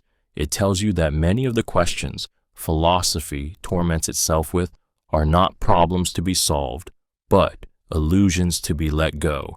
Quietism is not silence. It is release. A release from the need to dominate reality with language, from the illusion that clarity is just one argument away. It looks at debates about free will, knowledge, consciousness, identity, and says, maybe we're trapped in the way we're talking. Maybe the confusion isn't in the world, but in our words. Maybe the whole storm is self-made. It is a form of philosophical humility so deep it becomes radical. It doesn't try to win. It doesn't even try to explain. It just stands quietly at the edge of the shouting and says, what if the noise isn't helping? It echoes Wittgenstein's haunting line, whereof one cannot speak, thereof one must be silent. Quietism is not apathy. It is clarity stripped of ego. It means learning to live without forcing the world to confess, to recognize that some mysteries are not gaps to be filled, but conditions to be inhabited. That understanding does not always look like knowledge. It can look like stillness. And in that stillness, something shifts. The need to argue dissolves. The pressure to resolve fades. What remains is not an answer, but something quieter, something more like truth. Moral error theory. Moral error theory is the philosophical gut punch that claims every moral judgment, every should, every ought, every cry of right and wrong is a mistake, not because we're wrong about the facts, but because morality itself is a fiction we've been taught to believe. According to this view, when we say murder is wrong or you should help the poor, we speak as if there are objective moral truths, but none exist. We're talking about ghosts, illusions, beautiful lies. Imagine a world where moral language is like talking about witches or gods in the clouds, not evil or divine, just false. Moral error theory tells you that all our ethics are built on a belief in something that isn't real, intrinsic moral value. We act like moral claims are true in the same way gravity is true, but they're not. They can't be. There is no metaphysical wrongness floating in the air, no cosmic scale balancing justice, just behaviors, just feelings. And yet, this idea doesn't free you. It hurts. It leaves you staring at suffering, betrayal, cruelty, and realizing there's no grand rule book to point to, no ultimate judgment to fall back on, just people, just power, just pain. But it also demands radical honesty. It forces you to ask, if morality is an error, what will you build in its place? What values will you choose? Not because they're right, but because they matter to you. Can you create meaning without pretending it was handed to you? Moral error theory doesn't whisper. It detonates. And when the dust settles, you are left with the terrifying freedom of inventing your own compass in a world that may never point north. Two-level utilitarianism. Two-level utilitarianism is the ethical tightrope between instinct and calculation, heart and head. It accepts that life is too chaotic, too fast, too tangled to be lived constantly as a moral spreadsheet, yet it refuses to abandon the brutal honesty of utilitarianism, the idea that what's right is what brings the greatest good to the greatest number. It simply admits, sometimes you must feel, and sometimes you must think, and the art of living well is knowing when. Proposed by R.M. Hare, this philosophy draws a line between two ways of moral reasoning. At the intuitive level, you follow learned moral rules. Don't lie, help others, be fair, because they usually lead to the best outcomes and keep society from collapsing under endless ethical math. It's fast, automatic, human. It trusts the instincts we build through experience, culture, and compassion. But then comes the critical level, the cold analytical pause. In moments when the stakes are high or the rules clash, you zoom out. You do the utilitarian calculus. You ask, what actually leads to the best result, even if it breaks the usual rules? You lie to save a life. You cause pain to prevent a disaster. You betray a friend to stop a war. It's ruthless, but it's not heartless. It's the weight of consequence over comfort. Two-level utilitarianism doesn't pretend morality is easy. It admits the tension, the mess, the pain. It tells you that ethics is not about choosing a side. It's about knowing which voice to trust in the moment, the warm rhythm of principle or the cold eye of reason, and sometimes it costs you to know the difference. Dialectical materialism. Dialectical materialism is the engine behind history's fire, a worldview forged in revolution, sharpened by struggle, and pulsing with the belief that reality is not static but in motion. Born from Marx and refined through generations of radical thought, it sees the world not as a collection of isolated things, but as a battlefield of contradictions, labor versus capital, oppressor versus oppressed, what is versus what must become. It begins with materialism, the insistence that matter, not mind, is primary, that consciousness arises from conditions, not the other way around, that hunger shapes belief, that the factory shapes the soul, and then it adds the dialectic, the rhythm of change through conflict. Everything becomes through struggle. Every system contains its own undoing. No empire is eternal. No class stands unchallenged forever. Dialectical materialism strips away illusions of neutrality and permanence. It tells you, don't look at the world as it appears. Look at the forces grinding beneath the surface. Your suffering is not a personal failure. Your alienation is not a mystery. They are symptoms of a deeper conflict, one driven by exploitation, inequality, and historical necessity. This philosophy does not comfort, it arms. It sees morality not as abstract theory, but as lived resistance. It believes that ideas are not enough. They must be forged into action, into movement, into revolution. Because history is not waiting to unfold, it must be made. And once you see through its lens, you can't unsee it. Every injustice becomes a signal, every silence a symptom, every moment a spark, because the world is not finished, it is becoming, and it is yours to fight for. Internalism versus externalism, epistemology. Internalism versus externalism in epistemology is not just an academic tug of war, it's a battle over where justification truly lives. When you say, I know, what gives you that right? Is it something happening inside your mind, a trail of reasons you can see, inspect, defend, or is it something outside of you? Truths that hold regardless of whether you can explain them. Internalism insists that justification must be accessible. If you believe something, you should be able to show why. It must make sense from the inside, within your conscious awareness. Without that access, your belief may be correct, but not truly yours. It protects the dignity of reason. It says knowledge is earned, not stumbled into. It believes in the moral weight of being responsible for your beliefs. But externalism pushes back. It whispers that life is not so tidy, that we often know without knowing how we know, that what matters is not what's in your head, but whether your belief is connected to the truth in the right way. A child might believe it's raining because she sees water on the window. She can't explain atmospheric pressure or cloud formation, but does she know it's raining? Externalism says yes, because her belief is reliably formed, even if she can't articulate it. This debate cuts deep.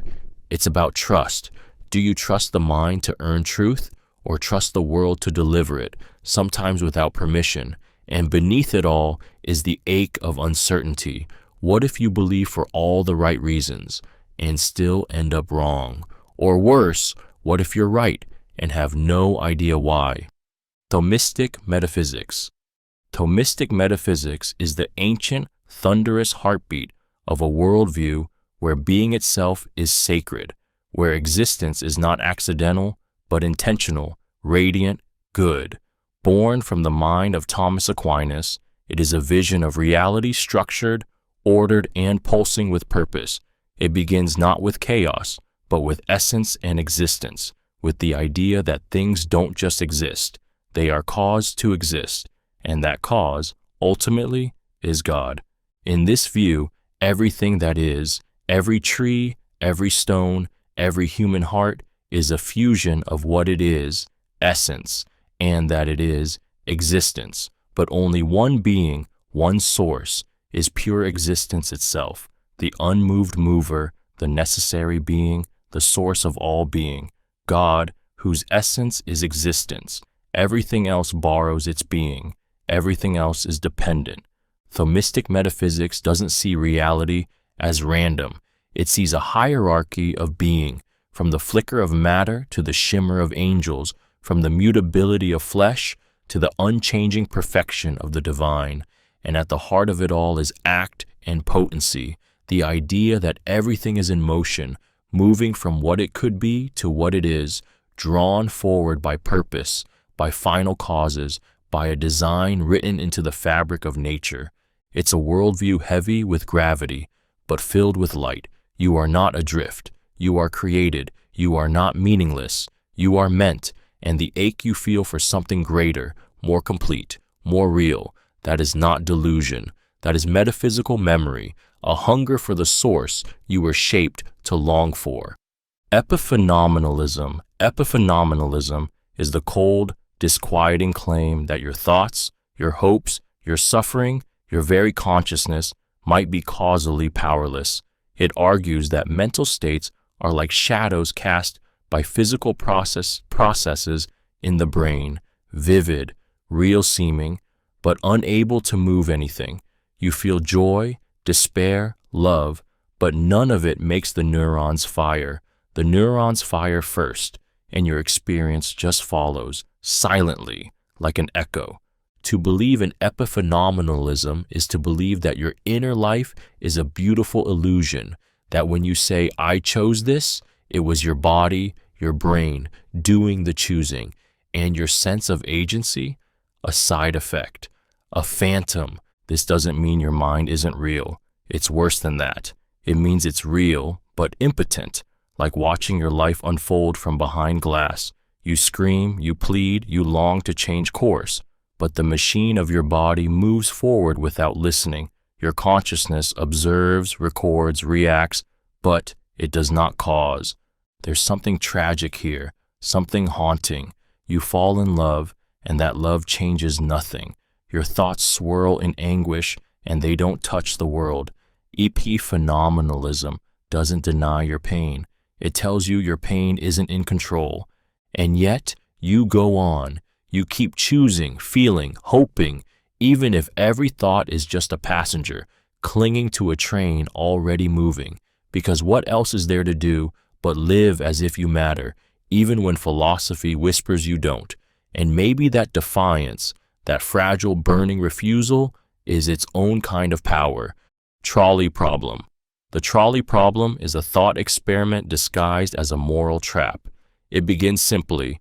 A runaway trolley is headed toward 5 people tied to a track. You stand at a lever, pull it, and the trolley switches tracks, where it will kill just 1 person instead. Do nothing, and 5 die. What do you do? But the horror isn't in the choice. It's in what the choice reveals about ethics, about humanity, about you. On the surface, it tests utilitarian logic, save more lives, do the greater good. But deeper down, it starts to burn, because pulling the lever means killing someone deliberately. Can you carry that weight? And if you don't act, if you let the 5 die, was that a choice too? The trolley problem infects every real-world dilemma. Drone strikes, hospital triage, self-driving cars, even pandemic policies. It's not about trains, it's about the unbearable tension between doing harm and allowing harm, between moral rules and human consequences, between clean hands and a clean conscience. Variance twists the knife further. What if the one person is your child? What if you have to push someone instead of pulling a lever? Suddenly, cold logic cracks and emotion floods in. Because we're not machines, we don't weigh lives like numbers. We grieve, we hesitate, we feel. The trolley problem isn't a game, it's a mirror. And when you stare into it, you don't find an answer. You find the fracture between principle and instinct, between who you think you are and what you might do when the track splits beneath your feet. Zeno's paradoxes. Zeno's paradoxes are not puzzles to be solved. They are traps set in the mind, cracks in the floor of logic that make you question whether motion, time, or even reality can be trusted. Thousands of years ago, Zeno of Elea looked at the world's simplest truths, an arrow flying, a runner racing, and asked, how can anything move at all? Take Achilles and the tortoise. Achilles gives the tortoise a head start. He runs faster, but by the time he reaches where the tortoise was, the tortoise has moved slightly ahead. Again and again, Achilles must reach the tortoise's last position, but never quite catches it. Infinite steps, infinite delays. Motion, it seems, becomes impossible. Or the arrow. In any single instant, it occupies one place. It doesn't move in that instant. And if time is made of instants, when does the arrow ever move? Zeno forces you to feel the insanity hiding under the ordinary. You walk, you run, you breathe. And yet, if you follow logic strictly, you shouldn't be able to move at all. Space is divisible forever. Time stretches into infinity, and action becomes paradox. Modern mathematics offers resolutions. Of course, converging series, calculus, limits. But Zeno's paradoxes still linger, not as errors, but as revelations. They show us that even in the things we take for granted, motion, speed, distance, there are infinities beneath the surface, contradictions we step over without noticing. And once you let them in, these paradoxes don't go away. They haunt every footstep, every second, every time you reach out your hand and wonder how it ever got there. Incommensurability. Incommensurability is the haunting idea that some worldviews, some languages of thought are so radically different that they cannot be fully compared. It's not just that they disagree, it's that they don't even speak the same reality. Thomas Kuhn and Paul Feyerabend brought this idea to the philosophy of science, shattering the comforting myth of steady progress and objective truth. They said, revolutions in thought don't just change what we know, they change what counts as knowing. When a paradigm shifts from Newton to Einstein, from geocentrism to heliocentrism, it's not a smooth update, it's a rupture. The new way of seeing the world doesn't just replace the old, it redefines the very questions worth asking. The rules change, the terms mutate, the ground beneath meaning collapses, and trying to compare the old and the new becomes like trying to translate grief into mathematics. Something essential is always lost. Incommensurability cuts deeper than science. It shows up in culture, politics, faith. Try explaining feminism to a worldview that denies gender exists. Try bridging science and mysticism. The more you speak, the less you're heard, not because they refuse to understand, but because their very frame makes your meaning impossible. This idea is unsettling because it breaks the dream of universal reason. It tells you, not everyone is wrong. Some people are just living in different worlds, and if that's true, then dialogue isn't just hard. It's fragile. It takes more than logic. It takes listening across a void, knowing that what you hear may never be fully yours to grasp. And yet we try, because what else is there? Compatibilism. Compatibilism is the bold, defiant claim that free will and determinism, two ideas that seem to hate each other, can actually live side by side. It dares to say, yes, your choices may be caused by prior events, by neurons, by genetics, by everything before you were born, and yes, you are still free. At first, it feels like a trick. If the universe is a chain of cause and effect, if every decision you make was shaped by forces outside your control, how can you possibly be responsible? But compatibilism doesn't define freedom as being uncaused. It defines it as acting in accordance with your will, without coercion, without chains. If you wanted to speak and you spoke, then you were free. Even if that desire had roots you'll never fully see. It redefines the battlefield. It says, Freedom is not about escaping the laws of physics. It's about being yourself, your real, complicated self, shaped by past and present, but still able to reflect, to reason, to change. If you act because you chose, not because someone forced your hand, then the fact that your brain has a history doesn't cancel your agency. It grounds it. This view doesn't ignore the weight of the past. It honors it. And it says, responsibility still matters. You are not a puppet. Even if your strings are woven from causes, you are a flame lit by countless sparks, but still burning, still capable of steering, still you. And in that tension between fate and freedom, compatibilism finds something human, not perfect control, but meaningful action in a world that never stops moving. No self-theory, anatta. The no self-theory, anatta in Buddhist philosophy, is the quiet, devastating insight that the self you cling to so tightly doesn't exist. Not in the way you think, not as a fixed, separate, enduring entity. You are not a soul trapped in a body. You are not a permanent I behind the eyes. You are a process, fluid, flickering, unfolding moment by moment, like a flame, never still, never the same twice. At first, it feels like annihilation. If there is no self, who suffers, who loves, who remembers? But anatta isn't a denial of experience. It's a piercing clarity about it. What we call the self is a bundle of thoughts, sensations, memories, cravings, fears, and like clouds in the sky, they appear and vanish without a core behind them. Watch closely. Thoughts arise without command. Emotions shift without reason. The body changes, ages, decays. Where in all this is the unchanging you? The no-self theory isn't cold. It's liberation, because the self is not just a comfort. It's a cage. It clings, fears, judges, hungers. It builds walls. But when you let go of the illusion, something opens. Suffering softens. Ego quiets. Compassion expands. There is nothing to defend, no fixed identity to protect, just presence, just awareness, just the ever-unfolding miracle of being. And the more you see through the self, the more alive everything becomes. Because when you stop insisting on being someone, you finally become part of everything. Original position.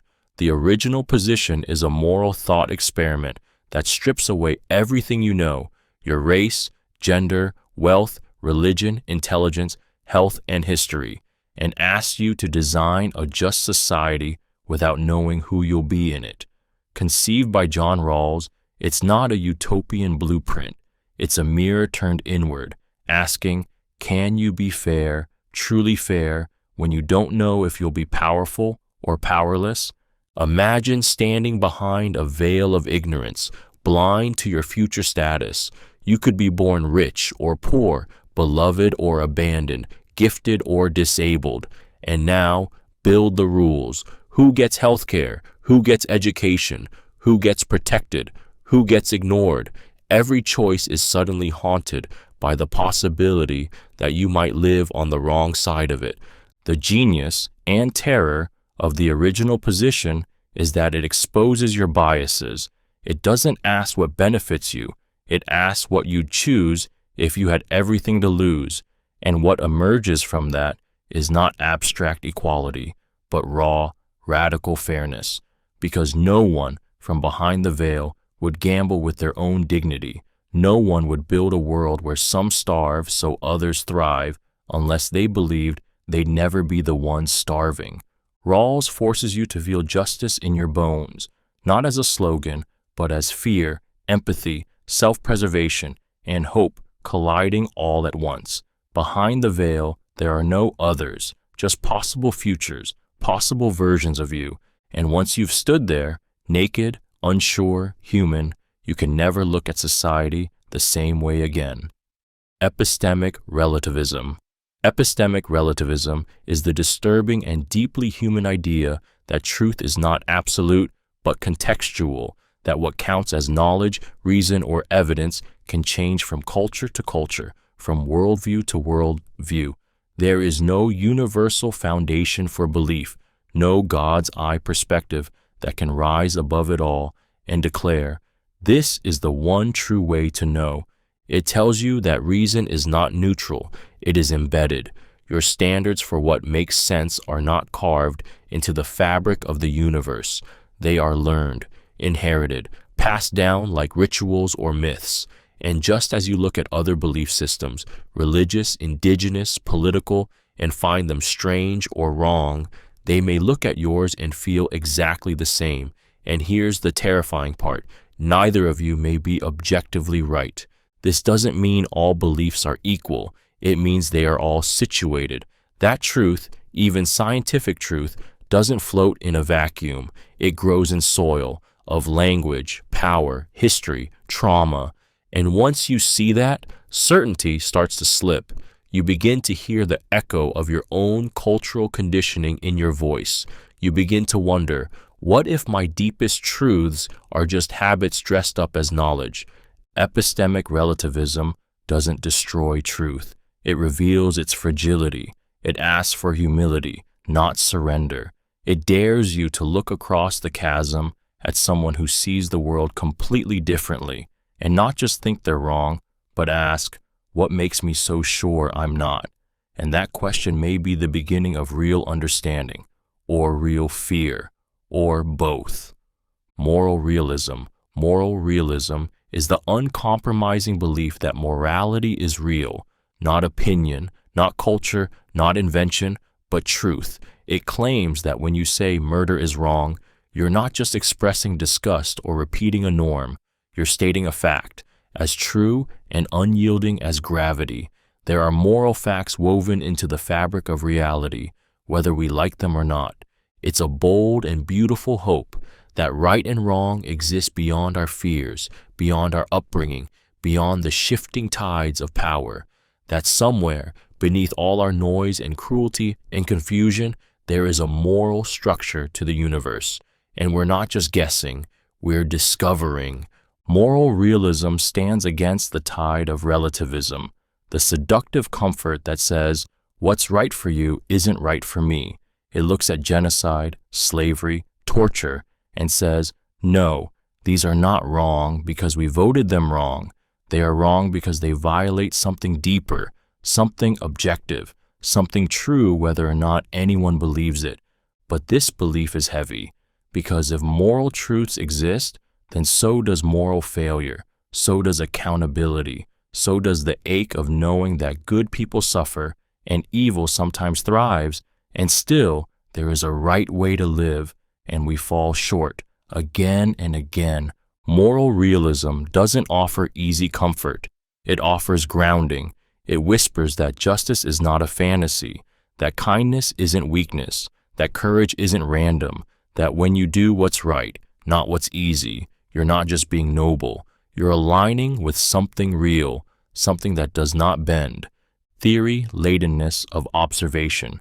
The theory-ladenness of observation is the quiet betrayal hiding in every act of seeing, the idea that you never just observe, you interpret, you filter, you project.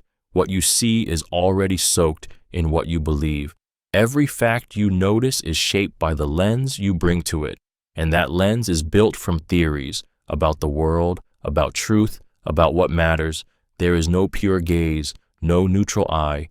Even your vision is political. A scientist looking through a microscope doesn't see raw data. They see what they're trained to see. A protester and a politician can witness the same crowd and walk away with entirely different realities. Even the child learning to name colors is being told what to see, not just how to speak. This idea is dangerous because it erodes the comfort of objectivity. It means the world doesn't present itself in some clean, universal language. It is read, interpreted, framed, and two people can look at the same sky, the same evidence, the same face, and walk away with truths that violently disagree. It doesn't mean truth doesn't exist. It means it's harder to reach than we think. Because before we can ever ask what is, we must ask who is looking, and how, and why. It means even our most rational beliefs are held up by scaffolding we rarely notice.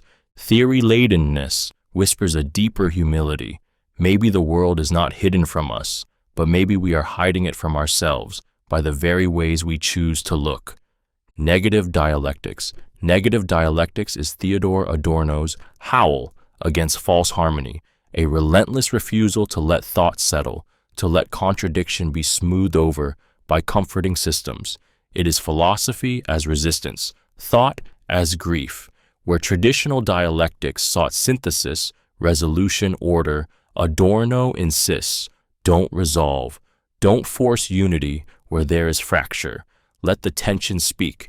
He watched the horrors of fascism, genocide, consumerism, and saw how philosophy had failed, how neat theories and grand ideas flattened the world's complexity, muffled suffering, justified oppression. In response, Adorno built a philosophy that refuses to finish. Negative dialectics does not seek to complete meaning, but to interrupt it, to stay with the wound, to dwell in the brokenness. It begins with the idea that every concept, every category we create betrays the particular. The moment we name something, we've already reduced it. We've imposed structure. The individual becomes example. The living becomes label. And Adorno says, this is violence, even when it wears the face of reason. So he teaches us to think against the grain of thought, not to build systems, but to dismantle them gently, piece by piece, exposing what gets left out, the forgotten, the unspeakable, the pain beneath the language. Negative dialectics is not nihilism. It's mourning, it's care, it's the impossible task of thinking without domination. And in this endless undoing, something sacred appears, a space where what was silenced can speak, where suffering isn't explained away, but honored, where truth is not a final answer, but a refusal to forget what every answer hides. Intuitionism, mathematics, logic.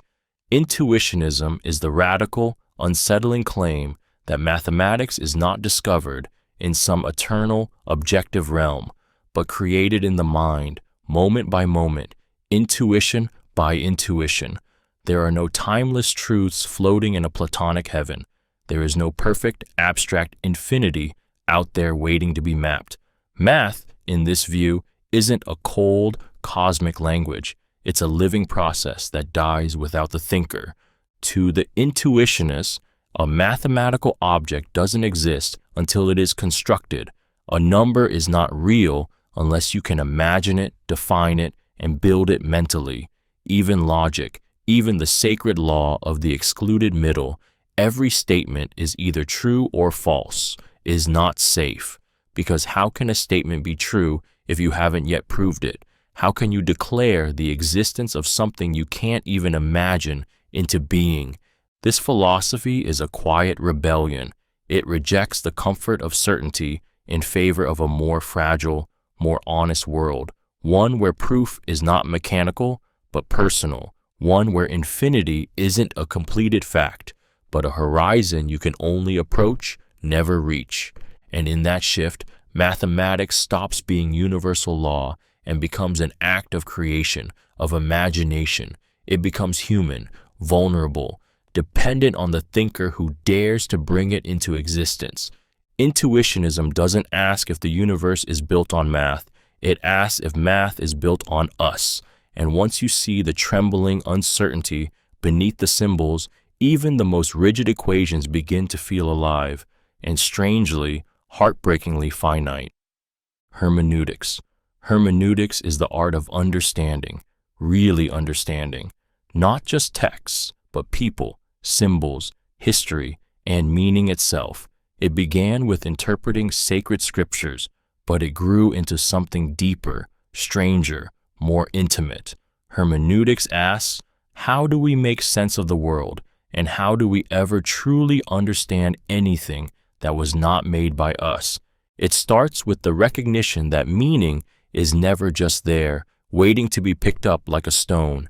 It must be uncovered, unraveled, interpreted. Every word, every gesture, every silence carries echoes of the speaker's life, their culture, their pain, their time. And you, the interpreter, are never neutral. You bring your own horizon of meaning, your past, your wounds, your longings. So when two horizons meet, something miraculous happens, a fusion, not a perfect match, but a resonance. Hermeneutics teaches that understanding is not extraction. It's not peeling back layers to find a fixed core. It's a conversation, a circling, a willingness to let the text or the person speak back, even if it says something you didn't expect, especially then. And it's not just about books. You interpret every time you listen to someone's story, every time you try to grasp a memory, a poem, a look. You are always interpreting and always being misinterpreted. Hermeneutics doesn't solve that. It honors it. In a world addicted to speed and certainty, hermeneutics is a slow philosophy, a humble one. It tells you that real understanding requires vulnerability, that to interpret is to open yourself, to be changed by what you find and by what finds you. Analytic or synthetic distinction. The analytic-synthetic distinction slices thought at its core. It draws a line between truths that are true by meaning and those that are true by experience. All bachelors are unmarried is analytic. It's true just because of what the words mean. The cat is on the mat is synthetic. It depends on the world, on observation, on reality. This distinction, sharpened by Immanuel Kant and later wielded by logical positivists, tried to give structure to knowledge itself. Analytic truths were seen as safe, eternal, tautological. Synthetic truths were risky, alive, and uncertain. With this blade, philosophers tried to divide logic from life, reason from the senses, math from mud. But something strange happened. The line began to blur. Quine, in a devastating critique, asked, what if no statement is immune from revision? What if even analytic truths depend on context, on language, on deeper assumptions we never question? What if all bachelors are unmarried only feels true because of the web of definitions we've agreed on, a web that could be stretched, broken, or changed? Suddenly, the boundary cracks. Truth is no longer neatly divided. It becomes fluid, tangled, vulnerable. The distinction that promised clarity ends up revealing just how fragile meaning can be. And you feel it, not just in logic, but in life, in how easily certainty slips, in how even the things you thought were self-evident about love, about justice, about who you are, can shift beneath your feet. The analytic-synthetic distinction once promised solid ground, but it leaves you standing at the edge, staring into the deep, knowing that even language can lie. Ethics of care. The ethics of care begins not with rules, not with principles, but with the raw, trembling reality of relationship. It rises from the quiet spaces where love is given without reward, where hands soothe without being asked, where someone stays, not out of obligation, but because they see you. This is an ethic built not in courts or classrooms, but in kitchens, in hospital rooms, in the aching silence after someone says, I'm scared. It defies the cold impersonality of traditional moral theories that speak of justice and universality while overlooking the soul. The ethics of care says morality isn't a calculation, it's a connection. You don't need to be impartial, you need to be present, you need to care. Born from feminist thought, this ethic reclaims the value of nurturing, empathy, and emotional labor, things so often dismissed as soft or private. But here, they are not secondary, they are central, they are strength. In this view, to care is not to be weak, it is to risk, to commit, to respond, to enter into the tangled, intimate mess of another's life and say, I'm with you. The ethics of care challenges the idea that independence is the highest good. It sees dependence, vulnerability, and need as human truths, not moral failures. We all come into this world needing care. We all leave it needing care. And in between, What saves us again and again is someone choosing to stay, choosing to help, choosing to hold. And that choice, that quiet daily miracle, it is ethics in its purest form. The veil of ignorance. The veil of ignorance is a thought experiment that asks you to forget everything about yourself, your gender, race, class, talents, beliefs, your health, your family, your history. You are no one, and you don't know who you will be. Behind this veil, you're asked to design the rules of a society. What would justice look like if you had no idea where you'd land when the veil lifts? This idea, crafted by philosopher John Rawls, slices straight through the selfish logic we so often mistake for fairness. It exposes how easily we build systems to benefit ourselves until we might be the ones left behind. Behind the veil, privilege dissolves, advantage fades. Suddenly, protecting the weak isn't charity, it's survival, because you might be the weak. It forces a haunting kind of empathy, not the warm, performative kind, but the terrifying possibility that you might be born into poverty, into pain, into marginalization, that you might be the one crushed by the very policies you once justified. And so you begin to imagine a world where justice is not tailored to the powerful, but built for the vulnerable. The veil of ignorance doesn't offer easy answers. It offers a challenge. Can you be fair when you have nothing to gain? Can you love the rules before you know your place in the game? Because in that blind moment, when identity fades and only your conscience speaks, you are more free and more human than perhaps you've ever been. Doctrine of double effect. The doctrine of double effect is the uneasy moral principle that draws a razor-thin line between intention and consequence. It says, if doing something morally good has a morally bad side effect, it can still be permissible if the bad effect wasn't what you intended, even if you saw it coming, even if you caused it. As long as your aim was pure, you are not condemned. It sounds like a loophole, but it isn't cold calculation. It's a response to tragedy, war, medicine, sacrifice, moments where all paths lead to pain, and the only question left is, why did you act? A doctor gives a patient high doses of morphine, knowing it will ease pain and hasten death. A soldier strikes a weapons depot, knowing civilians will die. The good is real, so is the harm. The doctrine says, if you didn't will the harm, if you didn't use it as a means to your goal, you may still be morally clean. But it's a fragile salvation, because in practice, intention is murky. Can we truly separate what we aim for from what we accept? Do we hide behind good intentions to avoid guilt? Or do we cling to them because we can't live with the alternative, that every harm we foresee condemns us? The doctrine of double effect is not a shield, it's a knife. It forces you to look at the wreckage and ask not just what happened, but why you let it.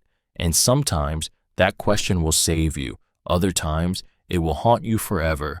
Phenomenology. Phenomenology is the radical decision to stop chasing the world out there and instead turn inward to the raw textures of experience itself.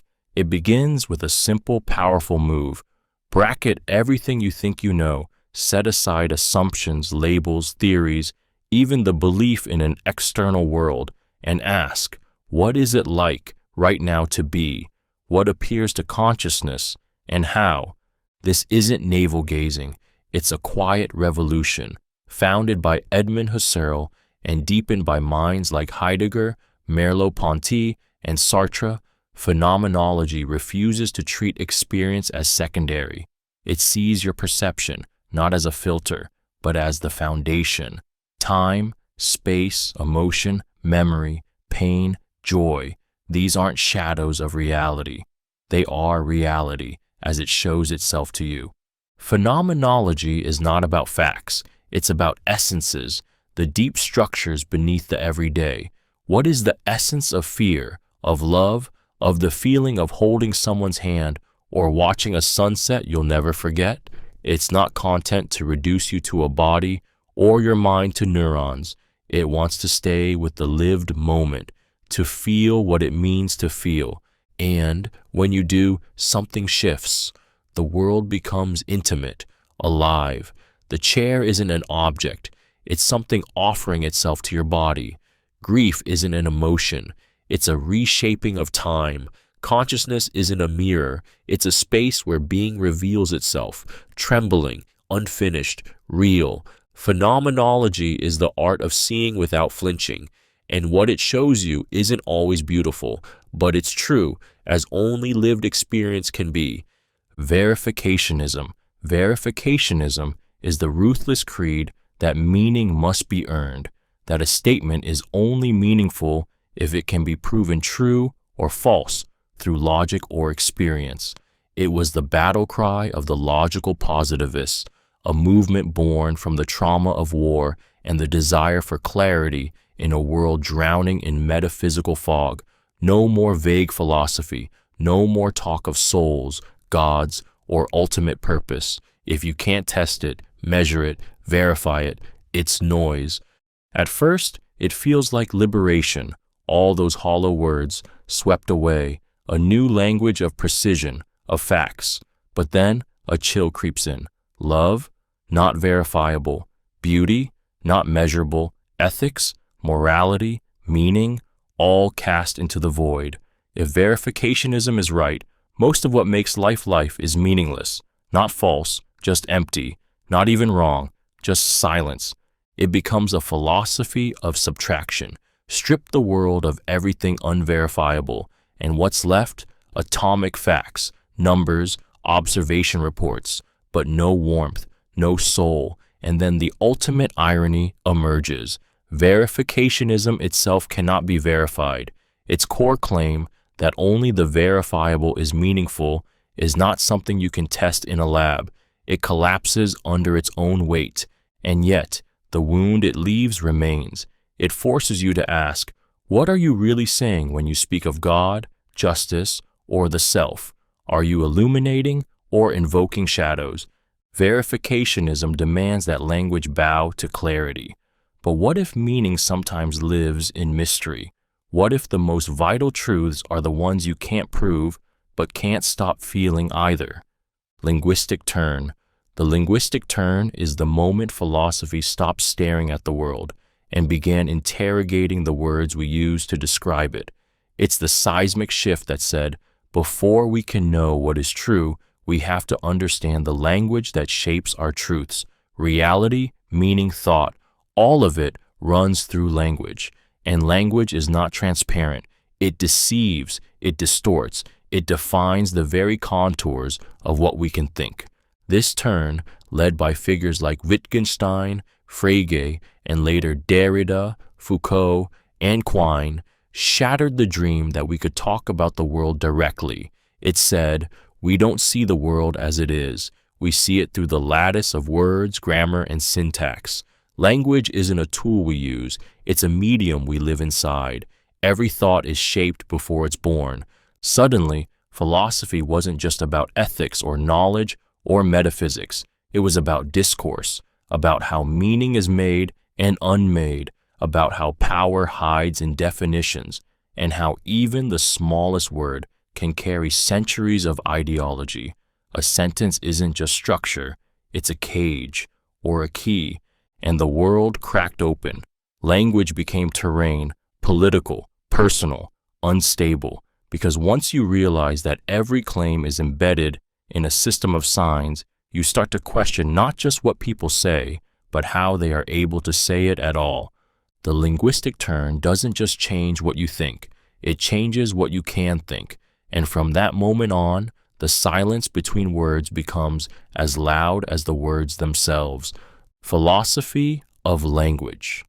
The philosophy of language is the realization that words are not just tools, they are worlds. Every sentence you speak, every thought you form is built from language. And yet, we rarely stop to ask, what is language really doing?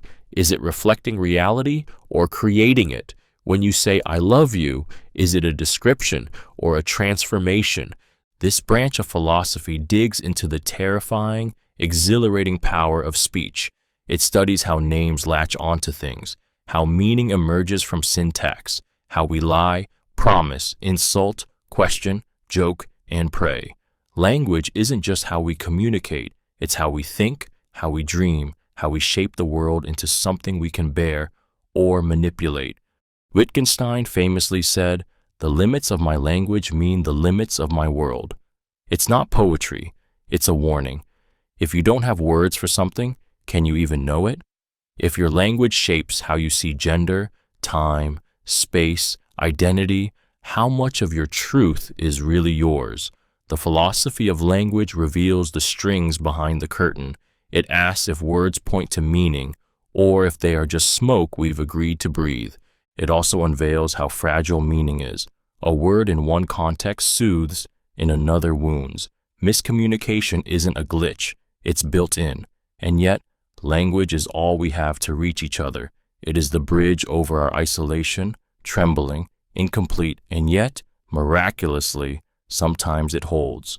To study language is to study what it means to be human, to fail, to connect, to name, and in naming, to create. Ethical egoism. Ethical egoism is the fierce and unapologetic claim that you ought to act in your own self-interest, not selfishly, not cruelly, but deliberately, as a moral obligation. It says, your life is not a tool for others. Your happiness is not a sin. Your needs, your desires, your future, they matter morally. And pretending otherwise is not virtue, it's self-betrayal. This philosophy draws a hard line against self-sacrifice for its own sake.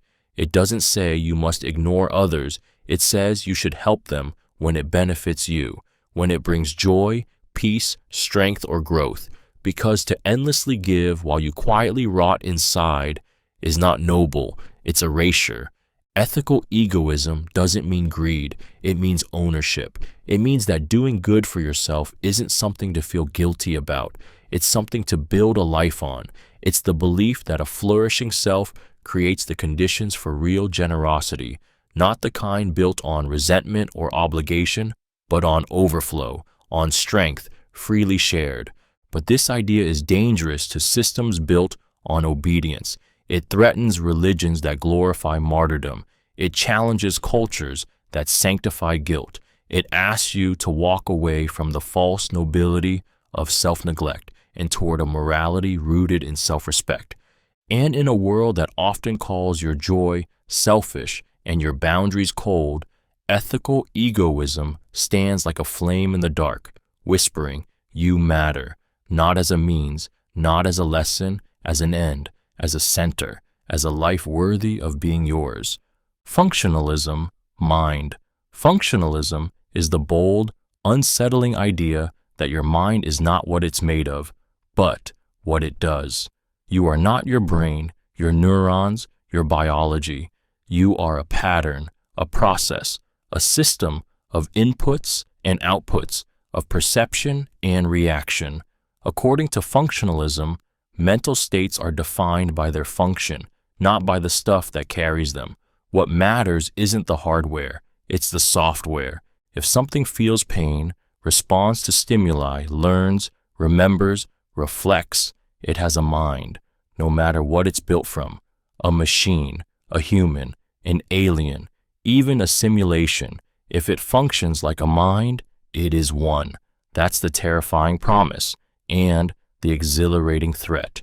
This idea cracks open consciousness. If your thoughts are just patterns, could they be copied, uploaded, simulated? Could a robot love? Could you be replaced line by line and still be you? Functionalism shifts the question from what you are to what you do. It says your sadness isn't a chemical, but a role in a system. It's what makes you withdraw, reflect, grow. Your beliefs aren't stored like files. They're dynamic states waiting to be activated by experience. The mind becomes a theater of interlocking roles, each defined by its function, not its form. And when you stare long enough at this idea, the line between man and machine, between soul and circuit, begins to flicker. Because if thinking, feeling, and being are all about function, then consciousness might not be divine. It might just be design. And yet, somehow, it still hurts. It still loves. It still matters. Ideal observer theory is the haunting moral question. What would the perfect mind decide?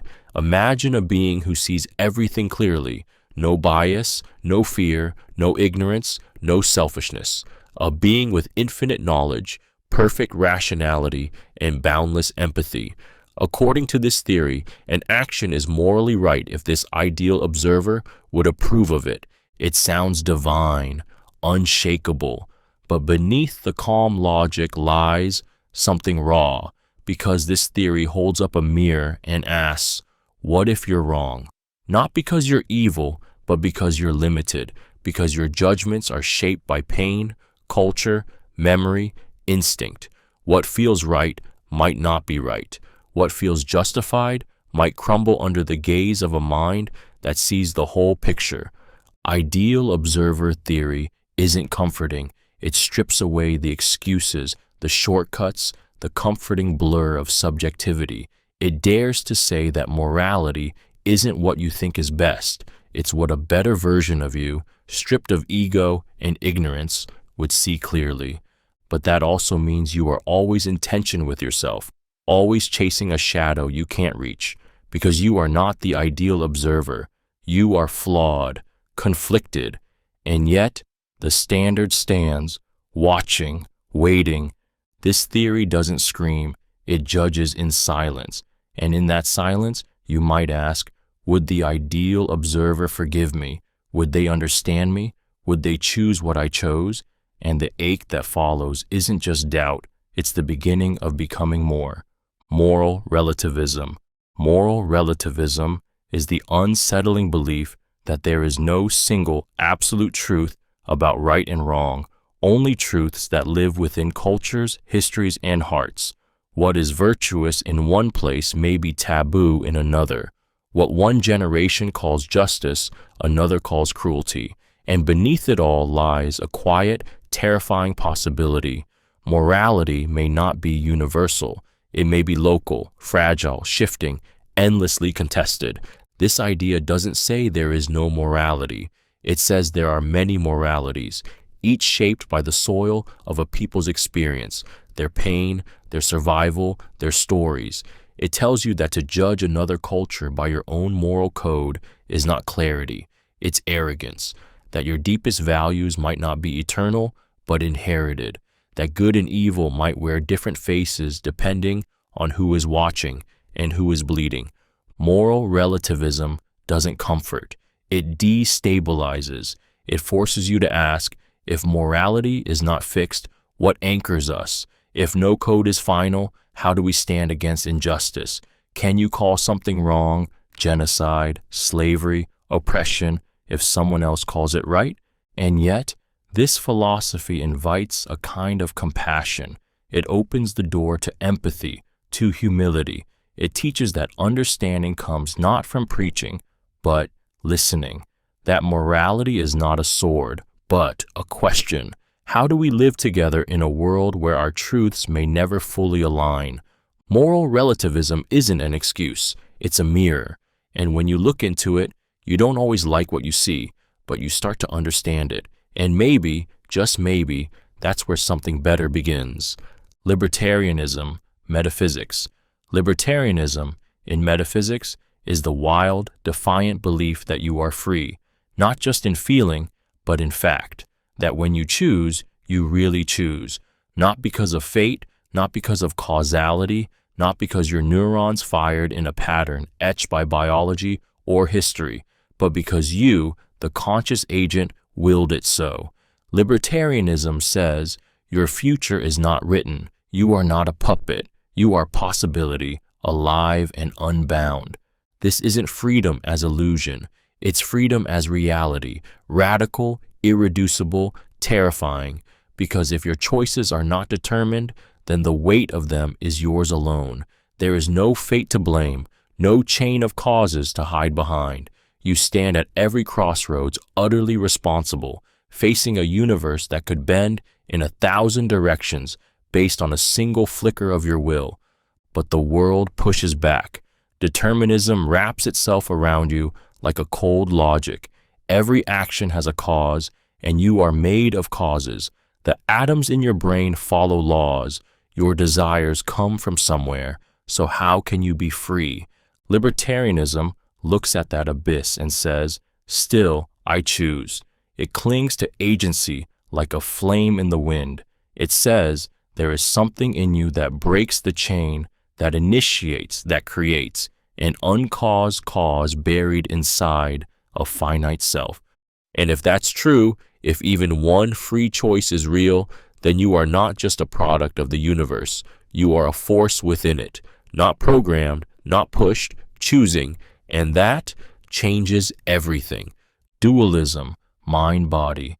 Dualism is the ancient electric conviction that you are not just a body, that there is something in you, mind, soul, consciousness, that transcends flesh, that thinks without being touched, that feels without being measured, popularized by René Descartes with the haunting phrase, I think, therefore I am. Dualism insists that mind and body are not the same. They interact, they coexist, but they are made of different stuff, one physical, one immaterial. It's a view that feels intuitively right. When you grieve, when you dream, when you love so fiercely it aches, these aren't just neural firings. They feel like more, like something sacred. You don't just have thoughts, you are them. And yet, no surgeon has ever found a soul. No scan has caught a glimpse of you, just tissue, just electricity. So where then is the mind? Dualism dares to say, perhaps it isn't in the brain at all. Perhaps it uses the brain. Perhaps you are something housed in a body, but not defined by it. Perhaps death isn't disappearance, but separation. Or perhaps this split is an illusion, one we cling to because we cannot bear the thought that we are only dust, only meat. Still, dualism refuses to be buried. It survives because we feel deep down that we are more than matter, that our thoughts can't be fully mapped, that love, guilt, wonder, these things cannot be reduced. And so dualism remains an open question, a philosophical ache, a mirror asking, what are you really behind your eyes? Social contract theory. Social contract theory is the ancient electrifying idea that society isn't just something you're born into. It's something we agree to. It imagines a time before laws, before kings, before order, a raw state of nature where life was free, but terrifying. No protection, no justice, just hunger, fear, and power. And then, one by one, people made a silent deal to give up some freedom in exchange for security, structure, peace. From Hobbes to Locke to Rousseau, this theory pulses with urgency. What makes authority legitimate? Why should anyone obey the law? The answer isn't divine right or brute force. It's consent. It's the invisible contract we all sign, sometimes knowingly, sometimes blindly, that says, I'll follow the rules if you do. I'll respect your rights if mine are respected. I'll be part of this if it protects us. But the contract is fragile. It can be broken by tyranny, by inequality, by silence. When some are excluded from its benefits but still bound by its demands, it begins to rot. And when people stop believing in the deal, when justice feels like a lie, chaos doesn't just return, it was never fully gone. Social contract theory holds up a trembling mirror and asks, do you really consent to the world you live in, or are you just surviving inside it? And if the contract no longer serves the people, who has the right to tear it up and write a new one?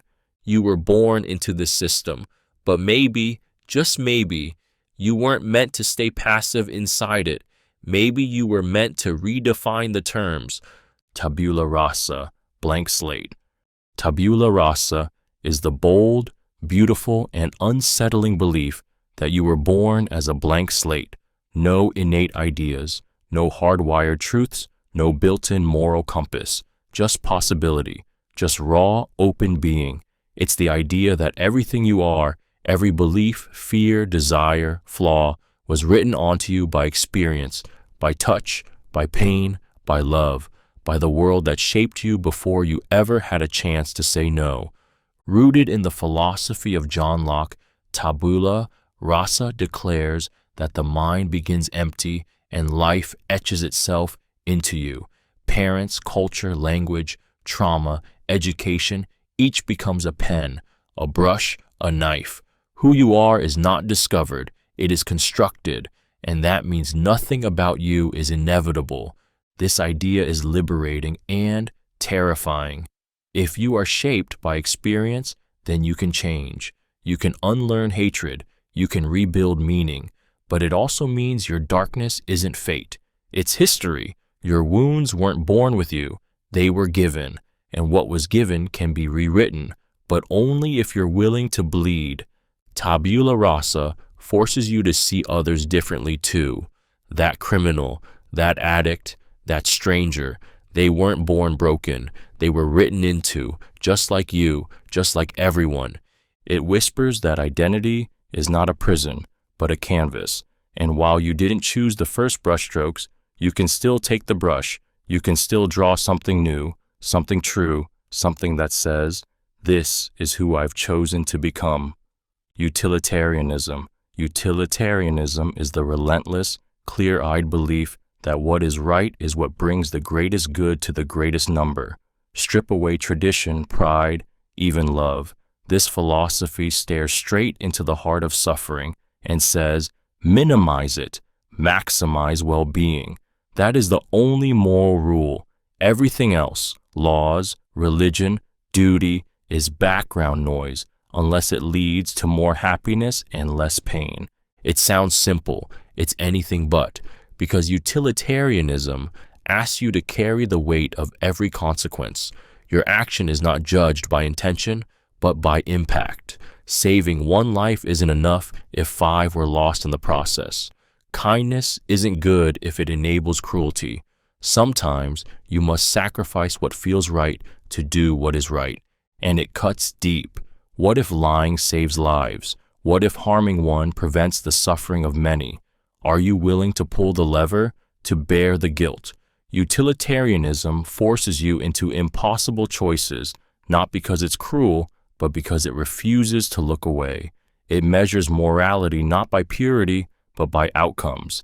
It believes that no life is worth more, and that all lives must be counted. But here's the pain. Numbers don't cry, equations don't grieve, and in trying to do the most good, you can lose the very human warmth that makes good matter at all. Yet still, utilitarianism stands, brutal and beautiful, demanding that we stop thinking of ourselves as moral islands, that we think bigger, feel deeper, and dare to act, not for glory, but for others. Because what else in the end could goodness mean? Virtue ethics. Virtue ethics is not about rules, it's not about consequences, it's about you, who you are becoming. At its heart, it doesn't ask, what should I do? It asks, what kind of person should I be?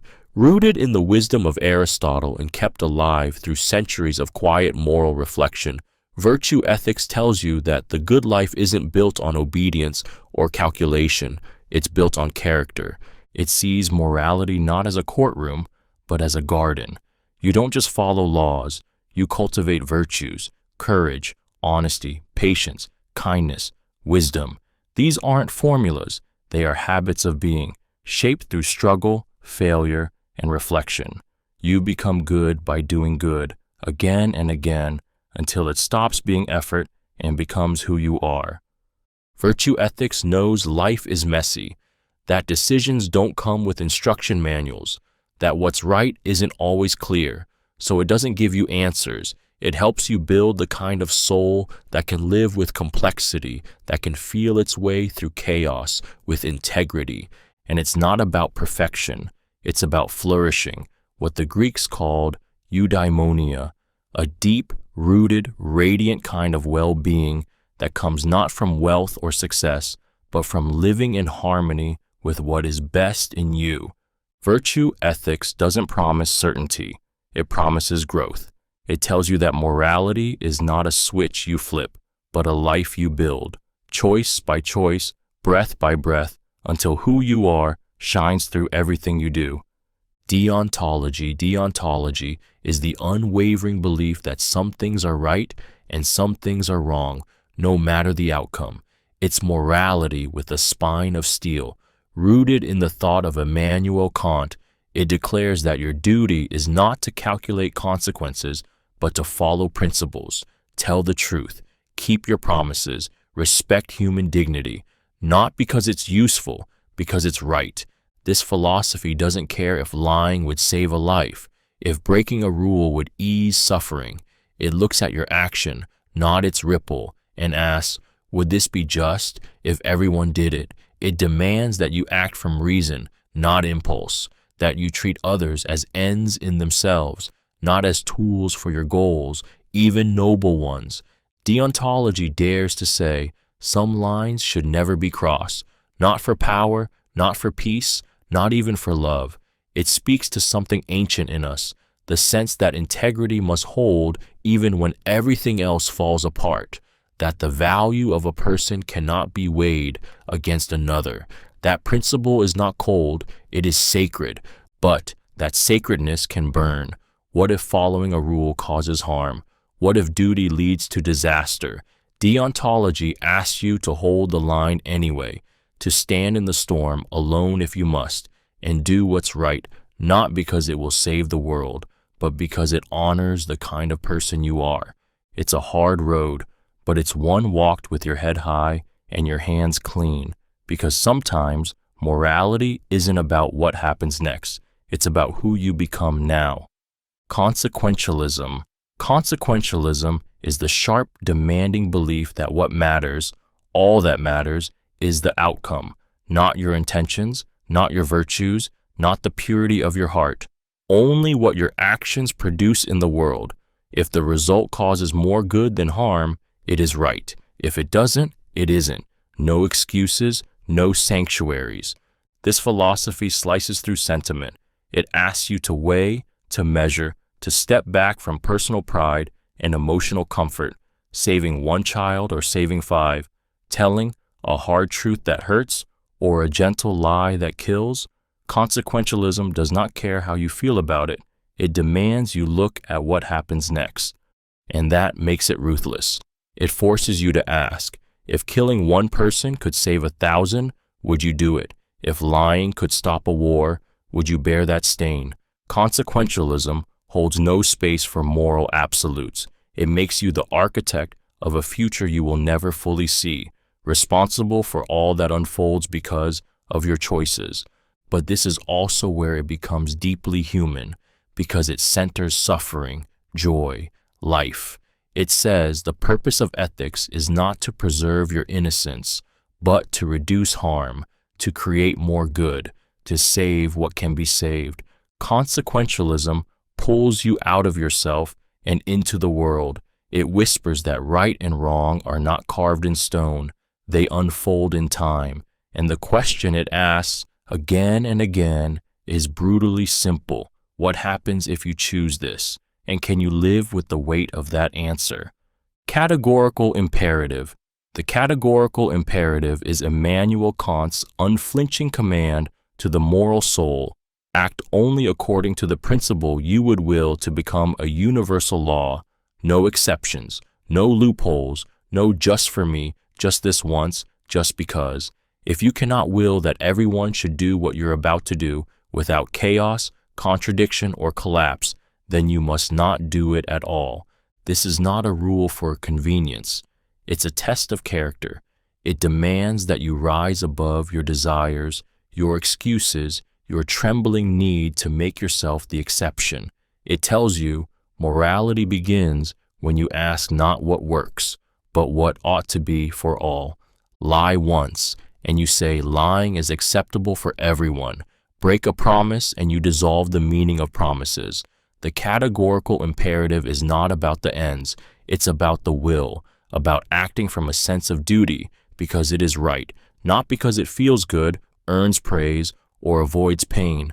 Kant believed humans hold a unique dignity, the ability to reason, to choose, to act freely from principle. And because of that, we must never treat people as mere tools, as means to an end, even for a greater good. Every person is a universe. Every will is sacred. This ethic does not comfort. It summons. It asks you to imagine a world where everyone lives as you do, and to live as if that world were already real. The categorical imperative doesn't protect you from suffering. It demands that you walk through it, honest, consistent, and free. Cogito ergo sum. Cogito ergo sum. I think, therefore I am, is not just a phrase. It's a scream in the dark. René Descartes, trapped in a storm of doubt, stripped away everything he could not be certain of, the senses, the world, even his own body. What remained was one undeniable truth, not that he was, but that he was thinking. Doubt itself proved existence. Even if everything else was a lie, there must be something doing the doubting. That something was him. This idea isn't soft or poetic. It's violent. It's the moment a man dismantled the universe to find one unshakable point of clarity. He killed God, the earth, his memories, and his flesh, not to destroy, but to find what could not be destroyed. And there it was, the thinking self, isolated, alone, but real. Cogito ergo sum isn't comforting. It's solitary. It's the raw awareness of being trapped in your own mind with no proof that anything beyond you exists. It launched modern philosophy, but it also birthed a quiet despair. If only the thinking self is certain, then how can we ever truly reach one another? And yet, this phrase is also a seed, because once you know you exist, you can begin again. You can rebuild. You can retrust your senses, re-enter the world, reimagine what it means to be. Descartes found his anchor in a sea of doubt, and from it, we've all been trying to climb back to the shore. Every breath you take, every thought that flickers in the dark, proof, you are here, you are real, you are. Determinism is the stark, unyielding idea that everything that happens, every thought, every action, every heartbeat is the inevitable result of what came before. From the birth of the universe to the blink of your eye, nothing escapes the chain. Every cause has an effect. Every effect becomes a cause. You are not a rogue force of freedom. You are part of the machinery. It means your choices aren't really choices. They are outcomes.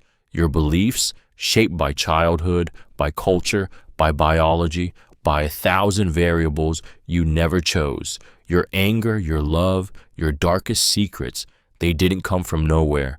They were caused. You were caused. This idea doesn't whisper. It crashes down. Because if true, then free will, so often worshipped as sacred, is an illusion. The villain had no real choice. The hero couldn't have done otherwise. The addict, the abuser, the victim, all moved by the same unseen clockwork. Fairness begins to blur. Responsibility trembles. And yet, determinism doesn't strip life of meaning. It reframes it. It invites you to see not just yourself, but the system. It asks for compassion, not as sentiment, but as insight. If people are products of forces they cannot control, then judgment gives way to understanding, to healing, to change. Still, there's a sting in this truth. You feel freedom. You ache for choice. And determinism answers what you feel was caused to. And the deeper you follow its logic, the more the line between control and surrender fades. Until maybe, just maybe, you stop resisting and start seeing. Free will is the electrifying belief that you are not a puppet, that you are not just neurons firing, fate unfolding, or history repeating. It's the stubborn, sacred sense that you choose, that you could have said no, that at every crossroad, something deep inside you, the you no science can bottle, leaned forward and decided. But free will is also a battleground.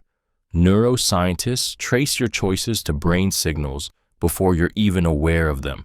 Determinists claim your upbringing, your biology, your trauma, All of it pushes you like a domino in a chain stretching back to the Big Bang. If everything has a cause, where's the space for you? Still, you feel it, in hesitation, in regret, in that cold moment when you know what's easy and choose what's hard. Free will lives in those flickers of resistance. It's in the apology that burns your throat, in the promise you keep when no one's watching. It's in the moment you could betray yourself and don't. To believe in free will is to believe in responsibility, in the weight of your choices, in the terrifying possibility that you are the author, that no one else is coming, that your life is not just happening, it's being written by your hand. And maybe that's why we fear it, because free will doesn't just give you power, it gives you blame, it gives you burden, but it also gives you hope that change is possible, that redemption is real, that every moment isn't a script, it's a chance. And right now, you're choosing to believe or not. The problem of evil is the agonizing, thunderous question that shakes the foundations of faith. If God is all-powerful, all-knowing, and perfectly good, then why does evil exist? Why do children die in agony? Why do the innocent suffer while the wicked thrive? Why does the world bleed endlessly if it was made by love? This isn't an abstract puzzle. It's a scream. It's the mother sobbing over her dead child, the survivor asking where God was in the fire, the believer choking on silence in a hospital room. It's not just a philosophical problem. It's a moral wound. Theologians and philosophers have offered answers. Some say evil is the price of free will, that love must be chosen, even if that means choosing harm. Others say suffering builds character, or that God's justice lies beyond human understanding. But for many, these answers ring hollow when faced with unbearable grief. What kind of world requires this to be good? The problem of evil doesn't just challenge religion, it shatters certainty. It whispers that maybe the universe isn't moral, maybe it's indifferent, or maybe the divine is not what we thought, less a guardian, more a mystery too vast to comfort. But even in that darkness, the question burns, because the pain demands meaning, and in the silence, people still cry out, not always for answers, but to know they are heard. The problem of evil isn't solved by logic. It's felt, endured, and carried. And sometimes the deepest faith is not in God's power, but in the trembling choice to believe in goodness anyway. The ship of Theseus. The ship of Theseus is the ancient, aching question that asks, what makes something the same when everything inside it has changed? Imagine a ship weathered by time. One plank rots, so you replace it, then another, then the sail, then the mast, until one day not a single original piece remains. Is it still the same ship? And if you took all the old parts and rebuilt it somewhere else, which one is the real Theseus? This thought experiment seems simple, almost playful, but it cuts into your very sense of identity, because you too are always changing. Cells die, memories fade, beliefs shift, relationships fall away and form anew. You are not the same person you were last year or even yesterday, and yet you feel continuous. You say I as if it never cracked. So what are you? A body? A mind? A story? Is identity in the structure, the material, the function, or the memory? The ship of Theseus doesn't give an answer. It unravels the question. It leaves you standing in front of the mirror, wondering whether continuity is real or just a comforting illusion stitched together by habit and hope. And the deeper you follow it, the more personal it becomes. Can a marriage survive if every part of it changes? Can a nation be the same when its values are rebuilt? Can love endure through transformation? The ship of Theseus doesn't just ask what remains when everything changes. It asks, what were you clinging to? And is it still there, or just something your heart refused to let go of? The mind-body problem.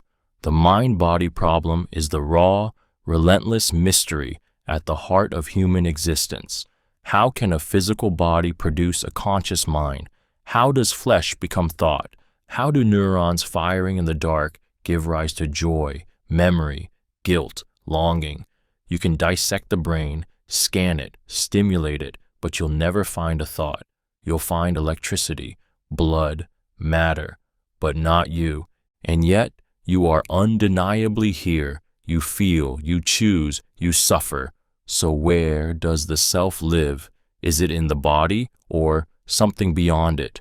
For centuries, philosophy has wrestled with this fracture. Descartes said, mind and body are separate substances, immaterial soul and material machine. But if they are separate, how do they interact? How can something non-physical move an arm or summon a tear? Modern science flips the question. Maybe the mind is the brain. Maybe consciousness is an illusion, a trick of biology.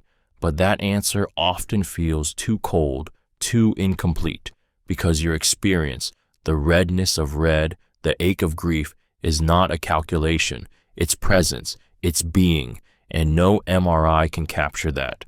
The mind-body problem isn't just academic, it's personal. It's in every goodbye you whisper to a dying loved one, in every dream that feels more real than waking, in every moment you realize you are more than a body, but never free from it. You are matter that thinks, flesh that remembers, a body that dreams, and the line between brain and soul remains blurred, trembling, unresolved, just like you. Gettier problem.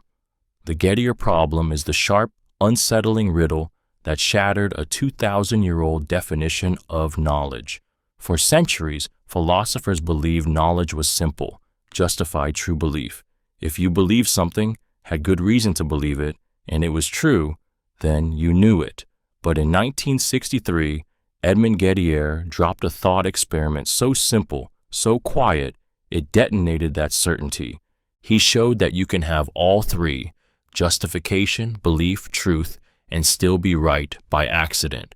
Imagine you look at a working clock that says 3 o'clock, you believe it's 3 o'clock, and it is 3 o'clock. But what you don't know is that the clock stopped 12 hours ago. Your belief is true, justified, but built on coincidence. Is that really knowledge, or just a lucky guess in disguise? Gettier's insight struck like lightning because it whispered something terrifying. Even when we feel confident, even when we check the facts, follow the logic, double-check the data, we can still be standing on a trap door. We don't just fear being wrong, we fear being right for the wrong reasons. The Gettier problem doesn't destroy knowledge, it corrodes our trust in it. It shows that truth can hide inside falsehood, that belief can land on the target without ever knowing how, and it leaves us uneasy, asking, how many of the things I know are built on chance? It's not just a puzzle, it's a mirror, and the reflection is one we rarely dare to look at, because it says, sometimes you're lucky, not wise. Occam's razor. Occam's razor is the quiet blade that cuts through confusion, illusion, and complexity. It whispers, do not multiply entities beyond necessity. In other words, the simplest explanation is usually the best. When faced with competing theories, the one with the fewest assumptions, the fewest leaps, the cleanest path, is the one most likely to be true. It sounds like logic, but it feels like survival. In a world overflowing with noise, with conspiracy, with layers of meaning upon meaning, Occam's razor offers clarity. It doesn't kill imagination, but it demands discipline.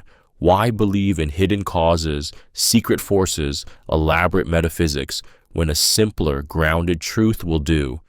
This principle slices across science, philosophy, medicine, even faith. Is that illness a rare disease, or just stress? Is that miracle divine, or coincidence wrapped in hope?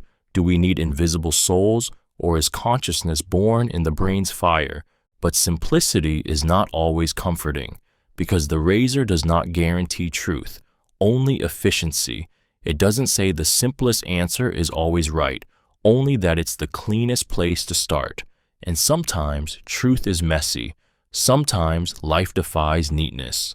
Still, the razor remains a test, a challenge, a call to honesty. It demands that we resist the seductive pull of mystery for its own sake, that we ask not just what is possible, but what is necessary. And in a world where complexity often disguises fear or falsehood, Occam's razor offers something braver, the courage to believe that sometimes the answer is already in front of us, quiet, sharp, and waiting to be seen. The allegory of the cave. The allegory of the cave is Plato's unforgettable cry that most of us are living in shadows, and we don't even know it. Picture prisoners chained in a dark cave, facing a wall. They've been there since birth. Behind them, a fire burns. Between the fire and the prisoners, puppeteers pass objects that cast flickering shadows on the wall. The prisoners see only these shadows. They think the shadows are reality. They know nothing else. Then, one prisoner is freed. At first, the light blinds him. He resists. But eventually, he turns, stumbles out, and sees the fire. He keeps going, outside, into the sun, and for the first time, sees the real world. Not shadows, not illusions, truth. And then, heart pounding, he returns to the cave to tell the others. But they don't believe him. They laugh. They mock. They threaten. Because the shadows are safe. The shadows are familiar. And the truth hurts. This allegory isn't about ancient prisoners. It's about you, about the stories you've inherited, the news you trust, the beliefs you've never questioned. It asks, what if your reality is just a projection on a wall? What if everything you know is just a dim echo of something greater? And worse, what if even when truth calls you out into the light, you resist it? Not because it's false, but because it's too real. Plato doesn't force you to believe. He hands you a torch and dares you to turn around. Plato's theory of forms is the aching belief that everything beautiful, good, or true in this world is just a pale echo of something more real, something eternal, perfect, and untouchable. Look around. Every tree, every circle, every act of courage, they're flawed, incomplete, destined to decay. But behind them, beyond them, exists the form, not just a version, but the essence, the perfect tree, the perfect circle, the perfect good. Plato saw this world as a shadow, a dim projection on the wall of a cave. The real world, the world of forms, is timeless. It doesn't change, it doesn't break, it doesn't die. Everything you've ever loved here is only lovable because it reflects that deeper reality. Every truth you've ever glimpsed is just a fragment of something far more whole. And the soul, it remembers. Plato believed your soul came from that world of forms, that when you recognize beauty or justice or truth, it's not because you're learning something new, it's because you're remembering. You're reaching back through the veil of this fleeting life to touch something you already knew before your birth. The theory of forms is both a promise and a sorrow, a promise that meaning is real, that perfection exists even if we never touch it here, but also a sorrow because it means everything around you is a copy. Every kiss, every song, every love, all imperfect, all fading, and still we reach for it because something in us longs for more than what is. We long for what ought to be. And Plato's forms whisper that this longing is not delusion, it's memory, it's truth, it's home. Substance dualism. Substance dualism is the bold, haunting belief that you are not just your body, that your mind, your soul, your consciousness is a fundamentally different kind of substance from the physical flesh that decays and dies. Most famously championed by René Descartes, it declares, res cogitans, the thinking thing, is distinct from res extensa, the extended thing. The mind and body are not two versions of the same thing. They are two kinds of thing. According to this view, your thoughts, desires, memories, dreams, these are not just brain signals or chemical reactions. They are something deeper, non-physical, irreducible. You could lose your arm, your voice, your memories, even your sense of self, and yet something in you remains, the you-ness that cannot be touched, measured, or dissected. But this belief comes with a piercing tension. How can two completely different substances interact? How does an immaterial mind move a physical hand? How can a soul cry if it cannot bleed? And yet, the allure endures because you feel it. In grief, in love, in silence. You feel like more than a machine. You speak of your body as if it's something you have, not something you are. And when you look in the mirror, there's a whisper behind the eyes that says, "This isn't all there is." Substance dualism doesn't give you certainty. It gives you a question you already carry. Are you a body with a mind, or a mind wearing a body? And if the latter is true, what happens when the body dies, but the thinker does not? Moral absolutism. Moral absolutism is the unshakable conviction that some things are always right and some things are always wrong, no matter who you are, where you are, what the outcome is, or how much it hurts. It stands like a stone in a storm, unmoved by culture, consequence, or context. Torture is wrong, murder is wrong, betrayal is wrong, not sometimes, always. This belief offers a kind of moral clarity that feels like oxygen in a world drowning in gray. It says there are lines that should never be crossed, even if the world burns on the other side. It says that evil is not relative, and right is not a matter of opinion. You don't get to bend morality to fit your fears, your goals, your tribe. But this clarity comes with a cost, because life is messy. What if lying saves a life? What if breaking the rule brings about justice? Moral absolutism answers, then we suffer the consequences, because doing wrong, even for the right reason, leaves a mark on the world, on your soul. It demands integrity that doesn't bend with pressure. It demands choices that may break your heart. It is a philosophy of conviction, not because it ignores suffering, but because it believes that the moment we justify evil, we let it in.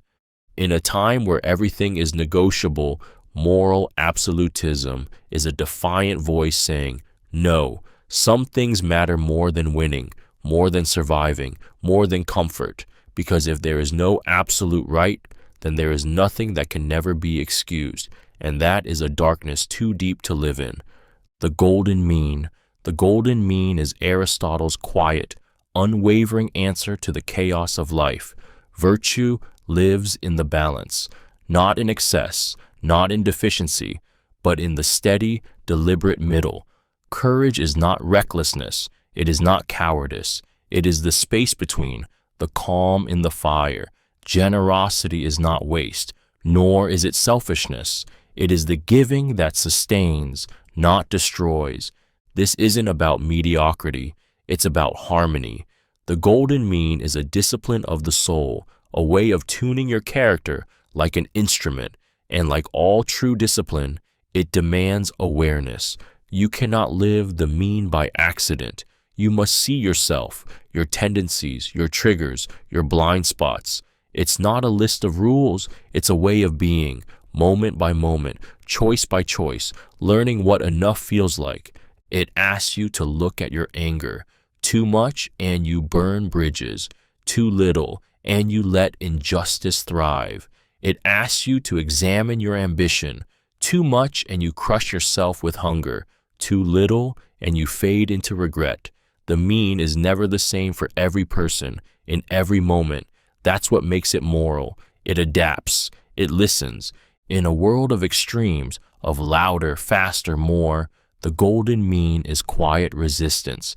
It does not promise perfection. It offers balance, a center that steadies you, not by denying your emotions, but by shaping them into something lasting. And in that stillness, you begin to feel something rare, not restraint, but strength, not limitation, but wisdom. Logical positivism. Logical positivism is the cold, cutting voice of 20th century philosophy that said, If you can't verify it through logic or direct observation, it's meaningless. No metaphysics, no soul talk, no ethics floating in the ether, only science, only structure, only what can be seen, measured, or deduced. Everything else, religion, morality, art, even much of traditional philosophy, is dismissed as poetic noise, born from the Vienna Circle. Logical positivism was a rebellion, a purge. It emerged after war and chaos, a cry for clarity in a world cracked open. These thinkers wanted certainty, wanted language clean and sharp like a scalpel. Every meaningful statement, they said, must be empirically verifiable or logically necessary. If it isn't, it's nonsense. Full stop. And with that, centuries of human yearning were put on trial. What is the meaning of life? Meaningless. Does God exist? Meaningless. What is justice, beauty, goodness?